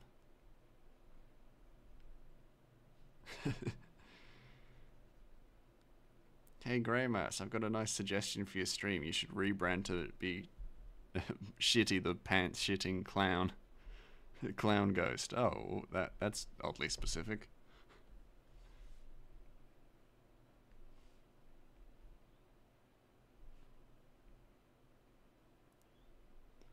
I joked that I was going to rebrand to Gymrat underscore pump, in somebody else's stream, because I've started going to the gym and I've started like working out and taking care of myself more. And they were like, absolutely not. You cannot rebrand to that. That is awful. And I'm just like, what? You wouldn't subscribe to Gymrat underscore pump? She's like, no, absolutely not. I'd actually unfollow you. And so, just announcing that I will be rebranding. I just took a screenshot to prove I was here before you became big after announcing living in Japan and pooping your pants. Aww. I don't know if I'm flattered or like insulted or concerned. I don't know. That would be hilarious. Swole Grey Mouse new philosophy channel. Grey Mouse underscore think. That's really good.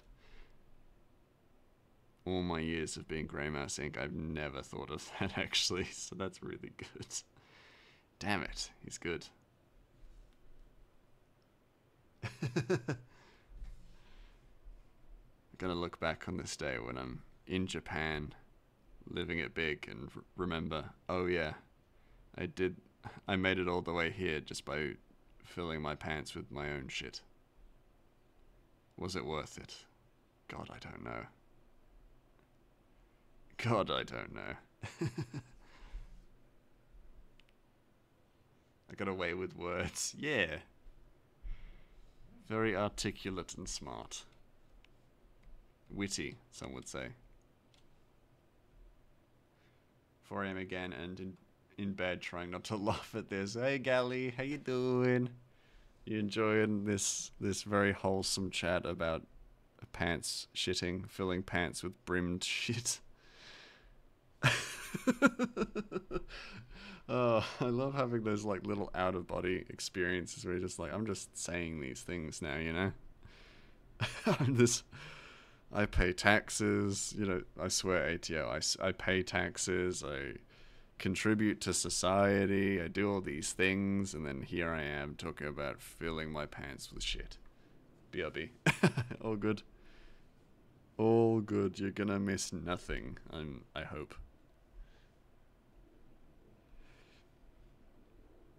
Though I will admit, I've loved kind of gaining confidence with Twitch as well, where I can kind of talk about whatever the hell I want. And people are just like, yeah, I love it. I love this. And I'm just like, yes, that's exactly what I want to hear. Encouraged. Encouragement to talk about the weird curse shit that I talk about. Not what I expected, can't lie. I mean, is it ever? Like, I like to bring just an air of unpredictability sometimes. I like to try and be as chill as possible, but sometimes I just get left on a tangent. If not, I will clip. Hold on, now I need to check. My memory being just terrible for what my...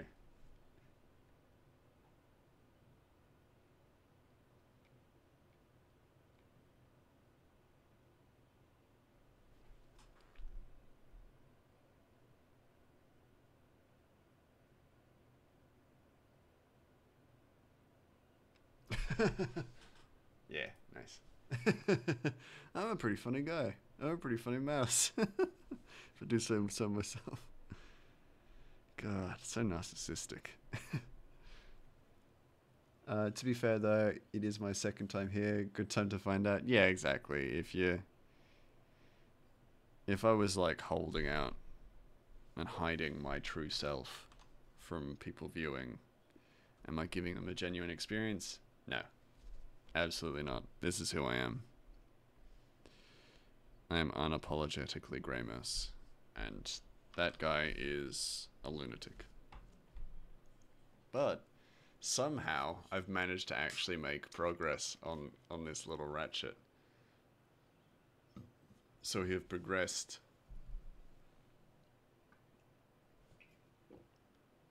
Just taking a quick sip of water. Guys, I'm feeling a little parched. There's just a bit of shadow that I've noticed that could be done a little bit better. Just gonna just roll that there, so that it looks like his leg is slightly deeper behind. It's all about perspective, baby. Better to find out he got famous shitting his pants now than in 6 months when he's big. Yeah, true. You want to know about the origins. You don't want to see me as I am when I'm the big mouse, when I'm the big guy, and you don't forget, you know, that I did once poop myself in an Engadine Macca's, you know? Dinkies, yeah! Hydrate, hydrate, hydrate. I'm hydrated. Feeling crisp. Alright, how does he fit into all this? Let's take a look. Oh yeah, surprise guys, there's a whole comic behind these little guys. Oh, stretch. I'm gonna do a stretch. Hydrate or dihydrate. This is a threat.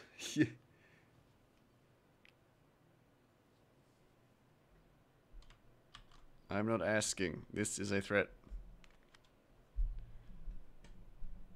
Hold on. Wait. Hydrate. Do it. I don't have a scary face. Oh, there's me behind me. I need to fix this. I need to fix this asset. Doesn't matter. I only got sad. I got sad. And I got scared. I don't have angry. Best stretches are the ones with weird sounds. Oh yeah. Oh yeah. You add a little scream to your stretch and then you're solid. Ingest the wets. Hello, JB. Ingest the wets. This is a threat. This is not a request. I also got Gramoose. Little Gramoose. And also the sock puppet. I got a few different variations. But I also need to fix this asset so that it actually looks properly, like, right. Hello, Gramoo. It me. It me, Gramoose. Yeah, the little one that looks like he's been drawn in paint is Gramoose. And then the rest is Grey Mouse or Grey Sock underscore puppet, I think. Grey Sock underscore puppet? Yeah, that's probably right. How you doing, Jamie? Love that one. Gramoose or Sock Puppet. Both are great, though, to be fair. Get that as an emote? Absolutely. I'm actually thinking about animating him. So, actually, I might... Because I might show something. So one thing I really like that I did a while back, but we've got this little warm-up screen. So as you can see, Gramus, he's got two modes: the arms up and arms down. And so when the warm-up is redeemed, we get the little toaster animation. Yeah, I got a few like little underlying like animation things hidden around and stuff. You know, we got these little emotes and stuff where you can pat Ratchet and things like that. Or Ponga, who's... Oh, I am first. Yes. We'll pat little Ponga. He's always sleeping, but he wakes up when we're patted. You got the first. Usually we do like a little warm up with the first, but I also do use it as just as someone who is like first in, best dressed, essentially. As well. And then I got like a few little hit things. I'm just playing around with my assets now. Like the hat and stuff as well. They're all, yeah, I love adding like little hidden things to my streams.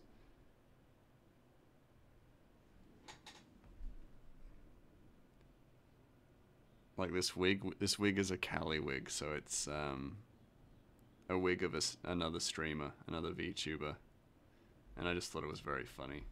Oh yeah, and we got a notification. Got a notification of an ad coming up. Punga's warning us.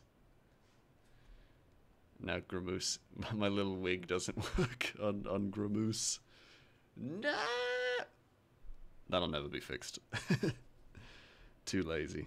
I'm too lazy. Now, so this tiny greys.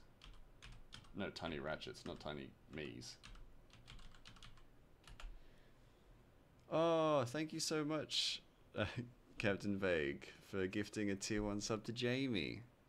Welcome, Jamie. You get access to all the tier 1 emotes, including the Pungo Tap animated one, which is one of my favorites. I also have a few things planned, including little Popcat Ratchet in the near future, which should look really cool. Yeah, Pungo! It's, yeah, easily one of my favorites. It's so cute. What have I done there? Hold on.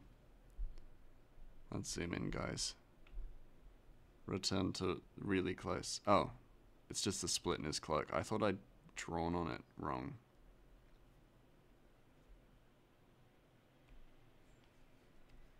Like a lunatic. Yeah. Pongo is a favorite amongst many. He's just very cute. That looks like he's farting in his own face. I'm gonna move that. I'm gonna move this Ratchet ever so slightly. I want it to be dynamic, but I don't want it to look like he's farting in his own face.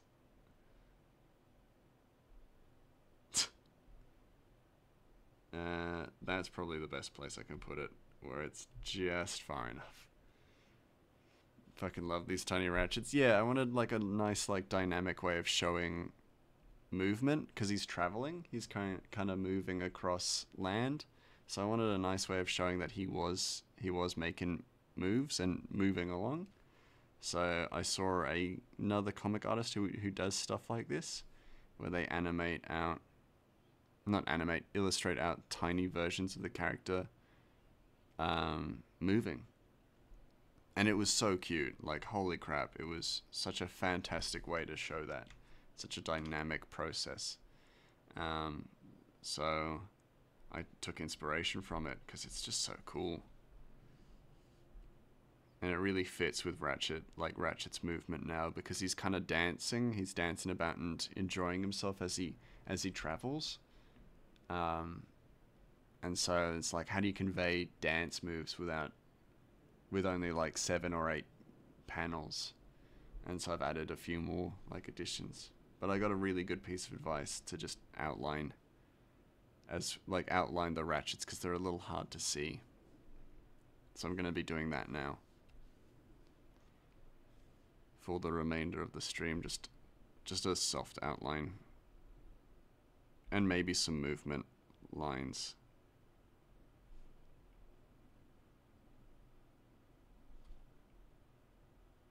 As well, just to give him some of that sweet movement that I was just talking about. I only really have to do the upper half of him as well, which is nice, because I like to be lazy about that kind of thing. If I can cut corners, I will.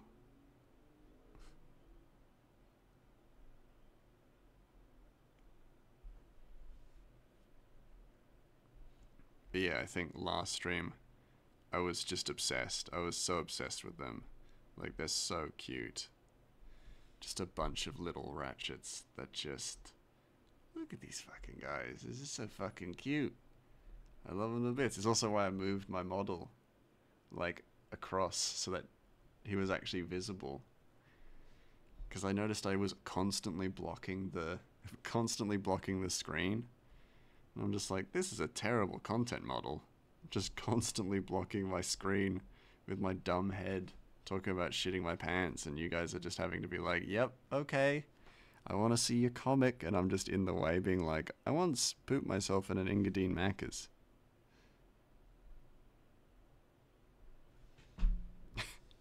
You guys all being very patient with me, and I'm just like, yeah. So I'm working on this comic, and you guys are like trying to look past me to see it.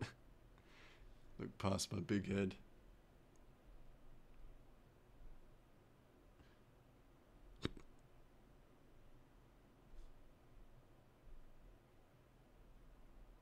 Oh, that looks a bit iffy. Because he's got that little, like, kick up there.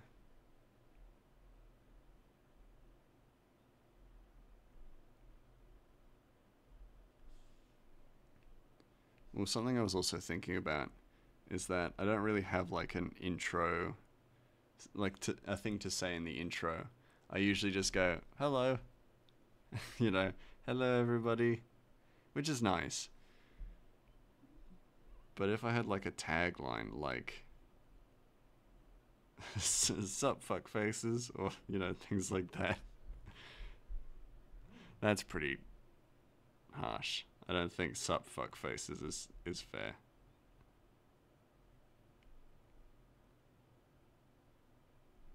Actually, reporting to you live from Japan might be nice.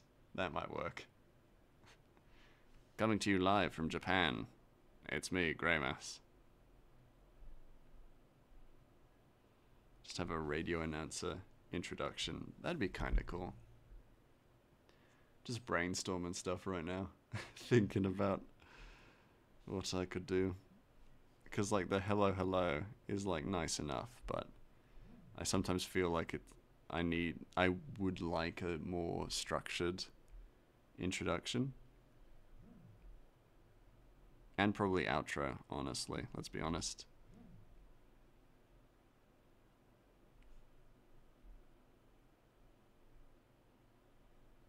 And if I can have something that reminds me that I have a raid message, that's probably a nice thing to do.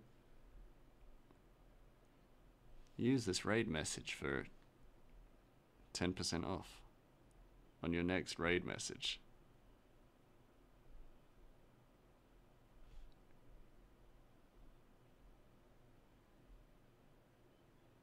I've partnered with Japan Airways to bring you guys an exclusive deal. 10% off? Yeah. An exclusive deal. 10% off on raid messages. I could do that. I'll make that happen for you guys.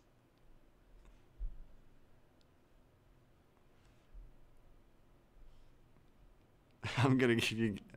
How would you guys feel if I offered you or promised you discounts on other people's stores?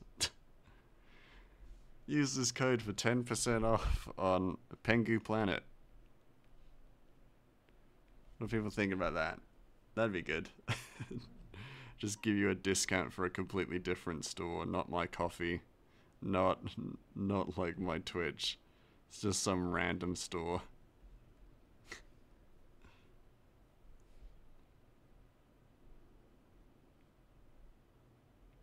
I mean, Pengu Planet's not a random store, but I think it would also be a nice prank to play on Arnie.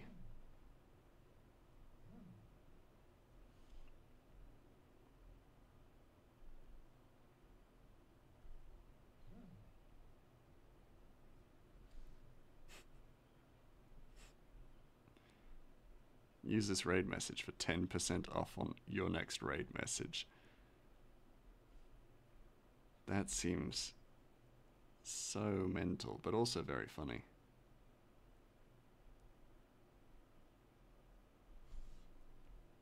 Oh, Jesus. Keep moving. Accidentally. Live from the wrong layer. It's Grey Mouse.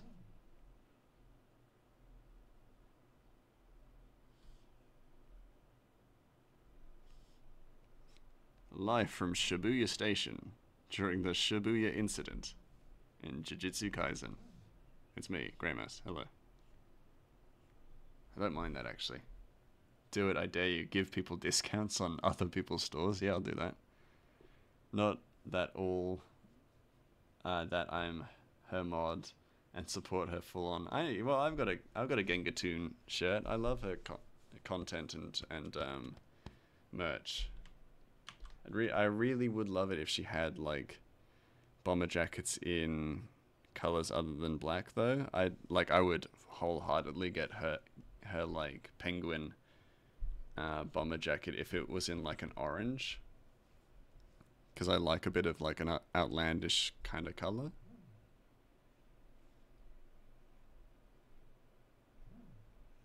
But I'm also biased because I also love Arnie's stuff. It's so cute.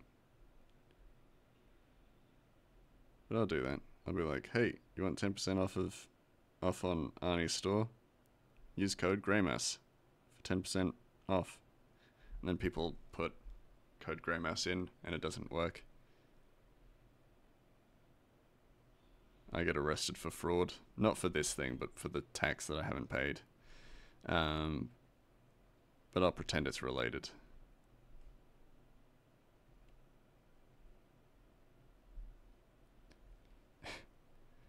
Then I get deported from Japan, and then I can't start my streams with live from Japan. I have to start it from live from prison. For tax evasion.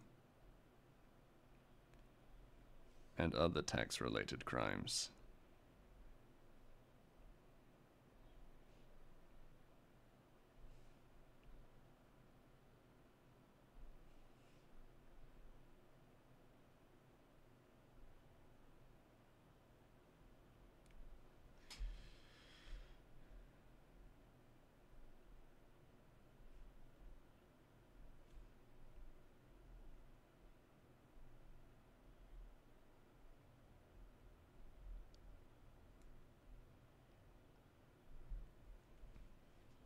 Yeah, I like that. Coming to you live from Japan. And the, use this code for 10% off on your raid. That's kind of cute.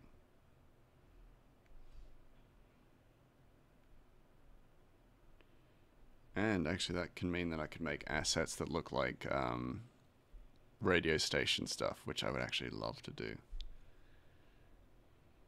Actually all about that. Because, like, for those of you who don't know, I've been playing Killer Frequency, and I have been so into that game. So the idea of having, like, radio station-themed assets would be kind of awesome. And I don't really have like a proper stream starting screen for my gaming like nights. I just have Punga dancing in a circle, which is cute, but it could be better. And so if I did actually have like, you know, a radio station setting up going live, that'd be super cool. Yeah, I love the sound of that. That's why I like chatting to you guys about this stuff. It's a great brainstorming session.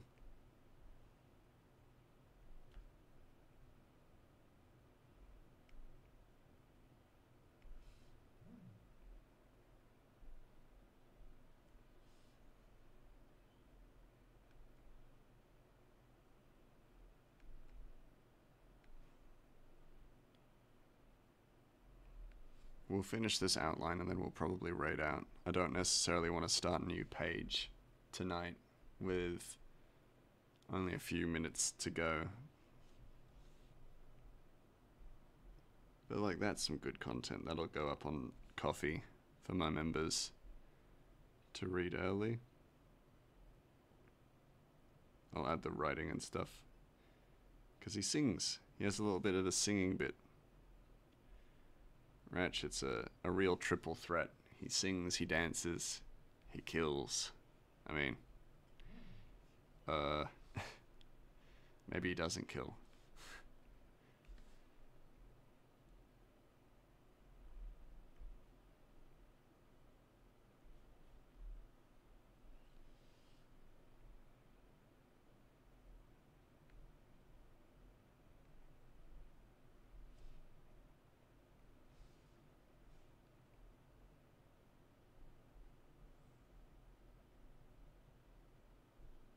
That looks a bit there we go. And it's got this cute little kind of like sticker look to it, which I really like. It almost just softly separates it from the main page. And now it's so much easier to see as well now that it's got that contrast. It looks real primo. I love it. I might add some motion lines. But that's looking good. I really like it. It is so kind of like really cool to see the change in my style and improvement in my style as I've gotten better with the comic. To the fact that Ratchet looks like this now, and it just looks so good.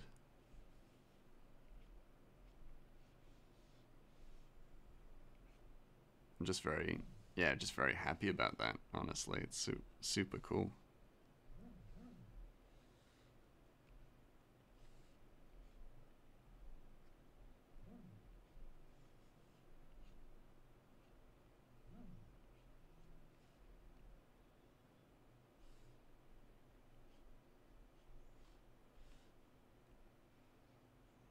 Yeah.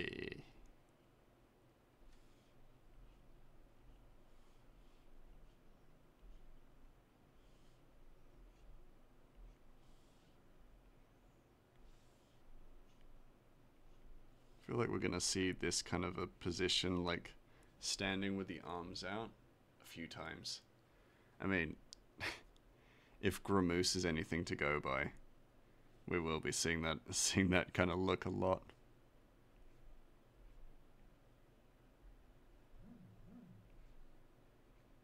Oh yeah, no, this has got to be one of my favorite panels so far.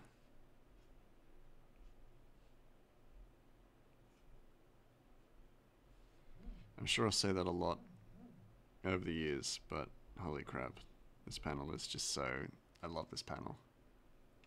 And I've loved working on this panel too.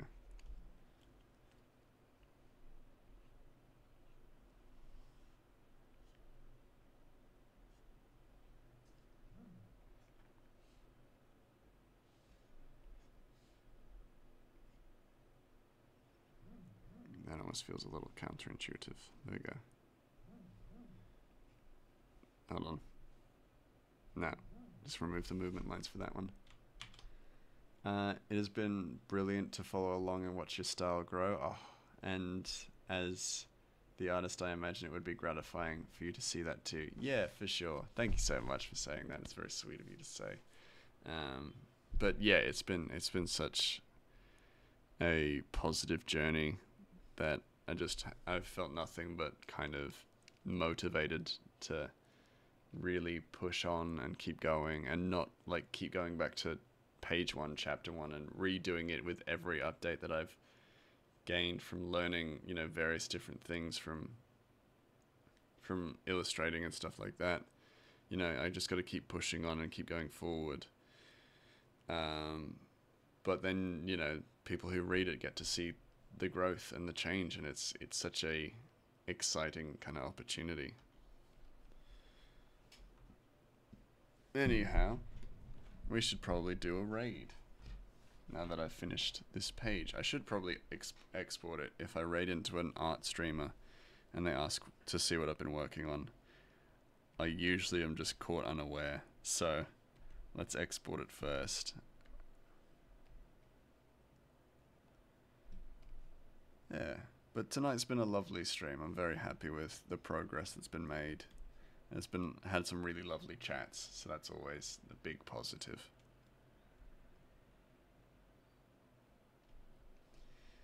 And I'm just, every single time I show up on stream and talk about Japan, I get more and more reason to be excited about it. Almost bumped something over, don't worry. Almost knocked a thing over. Who's playing what? Enya is playing Dark Souls. Fuck yeah, dude. I hope to catch more streams soon. Been so busy with work. That's totally okay, Jamie. I appreciate you popping in when you pop in. It's always really lovely to see you and to have you lurk and things like that. So don't even worry about it. I enjoy the time you're here when you're here. So don't even worry about it. It's totally cool. I have also noticed that Organized Chaos is live with some Stray, so I think we have a target. And before I forget, we have Raid Mage. Thank you for the panels. Thank you for being here, Orpa. We do actually have a raid message. So for those of you who are subbed, and for the Japan Living pre-reveal, also, like, you're also very welcome for that. If you're subbed, we've got a raid message with some animation. If you're unsubbed, we've got a raid message with the follower animations. So be sure to use them. And we will jump through to Organized Chaos now. Be sure to give Organized Chaos some love. They are awesome. Absolutely amazing. An absolutely amazing team of streamers. Currently Glenn is up playing Stray. I've never played Stray. I'd love to play Stray, but it looks like such a lovely little game, so let's make our way there. So anyway, I will be back again tomorrow with more comic. We will be starting on page 2 of chapter 3, which I am very excited for. I've done some really cool drafts for that, so I'm really excited to show you guys that too. So until then, I will see you all next time. Stray is so good. I can't wait to see it. But I'll see you all next time. So until then, bye.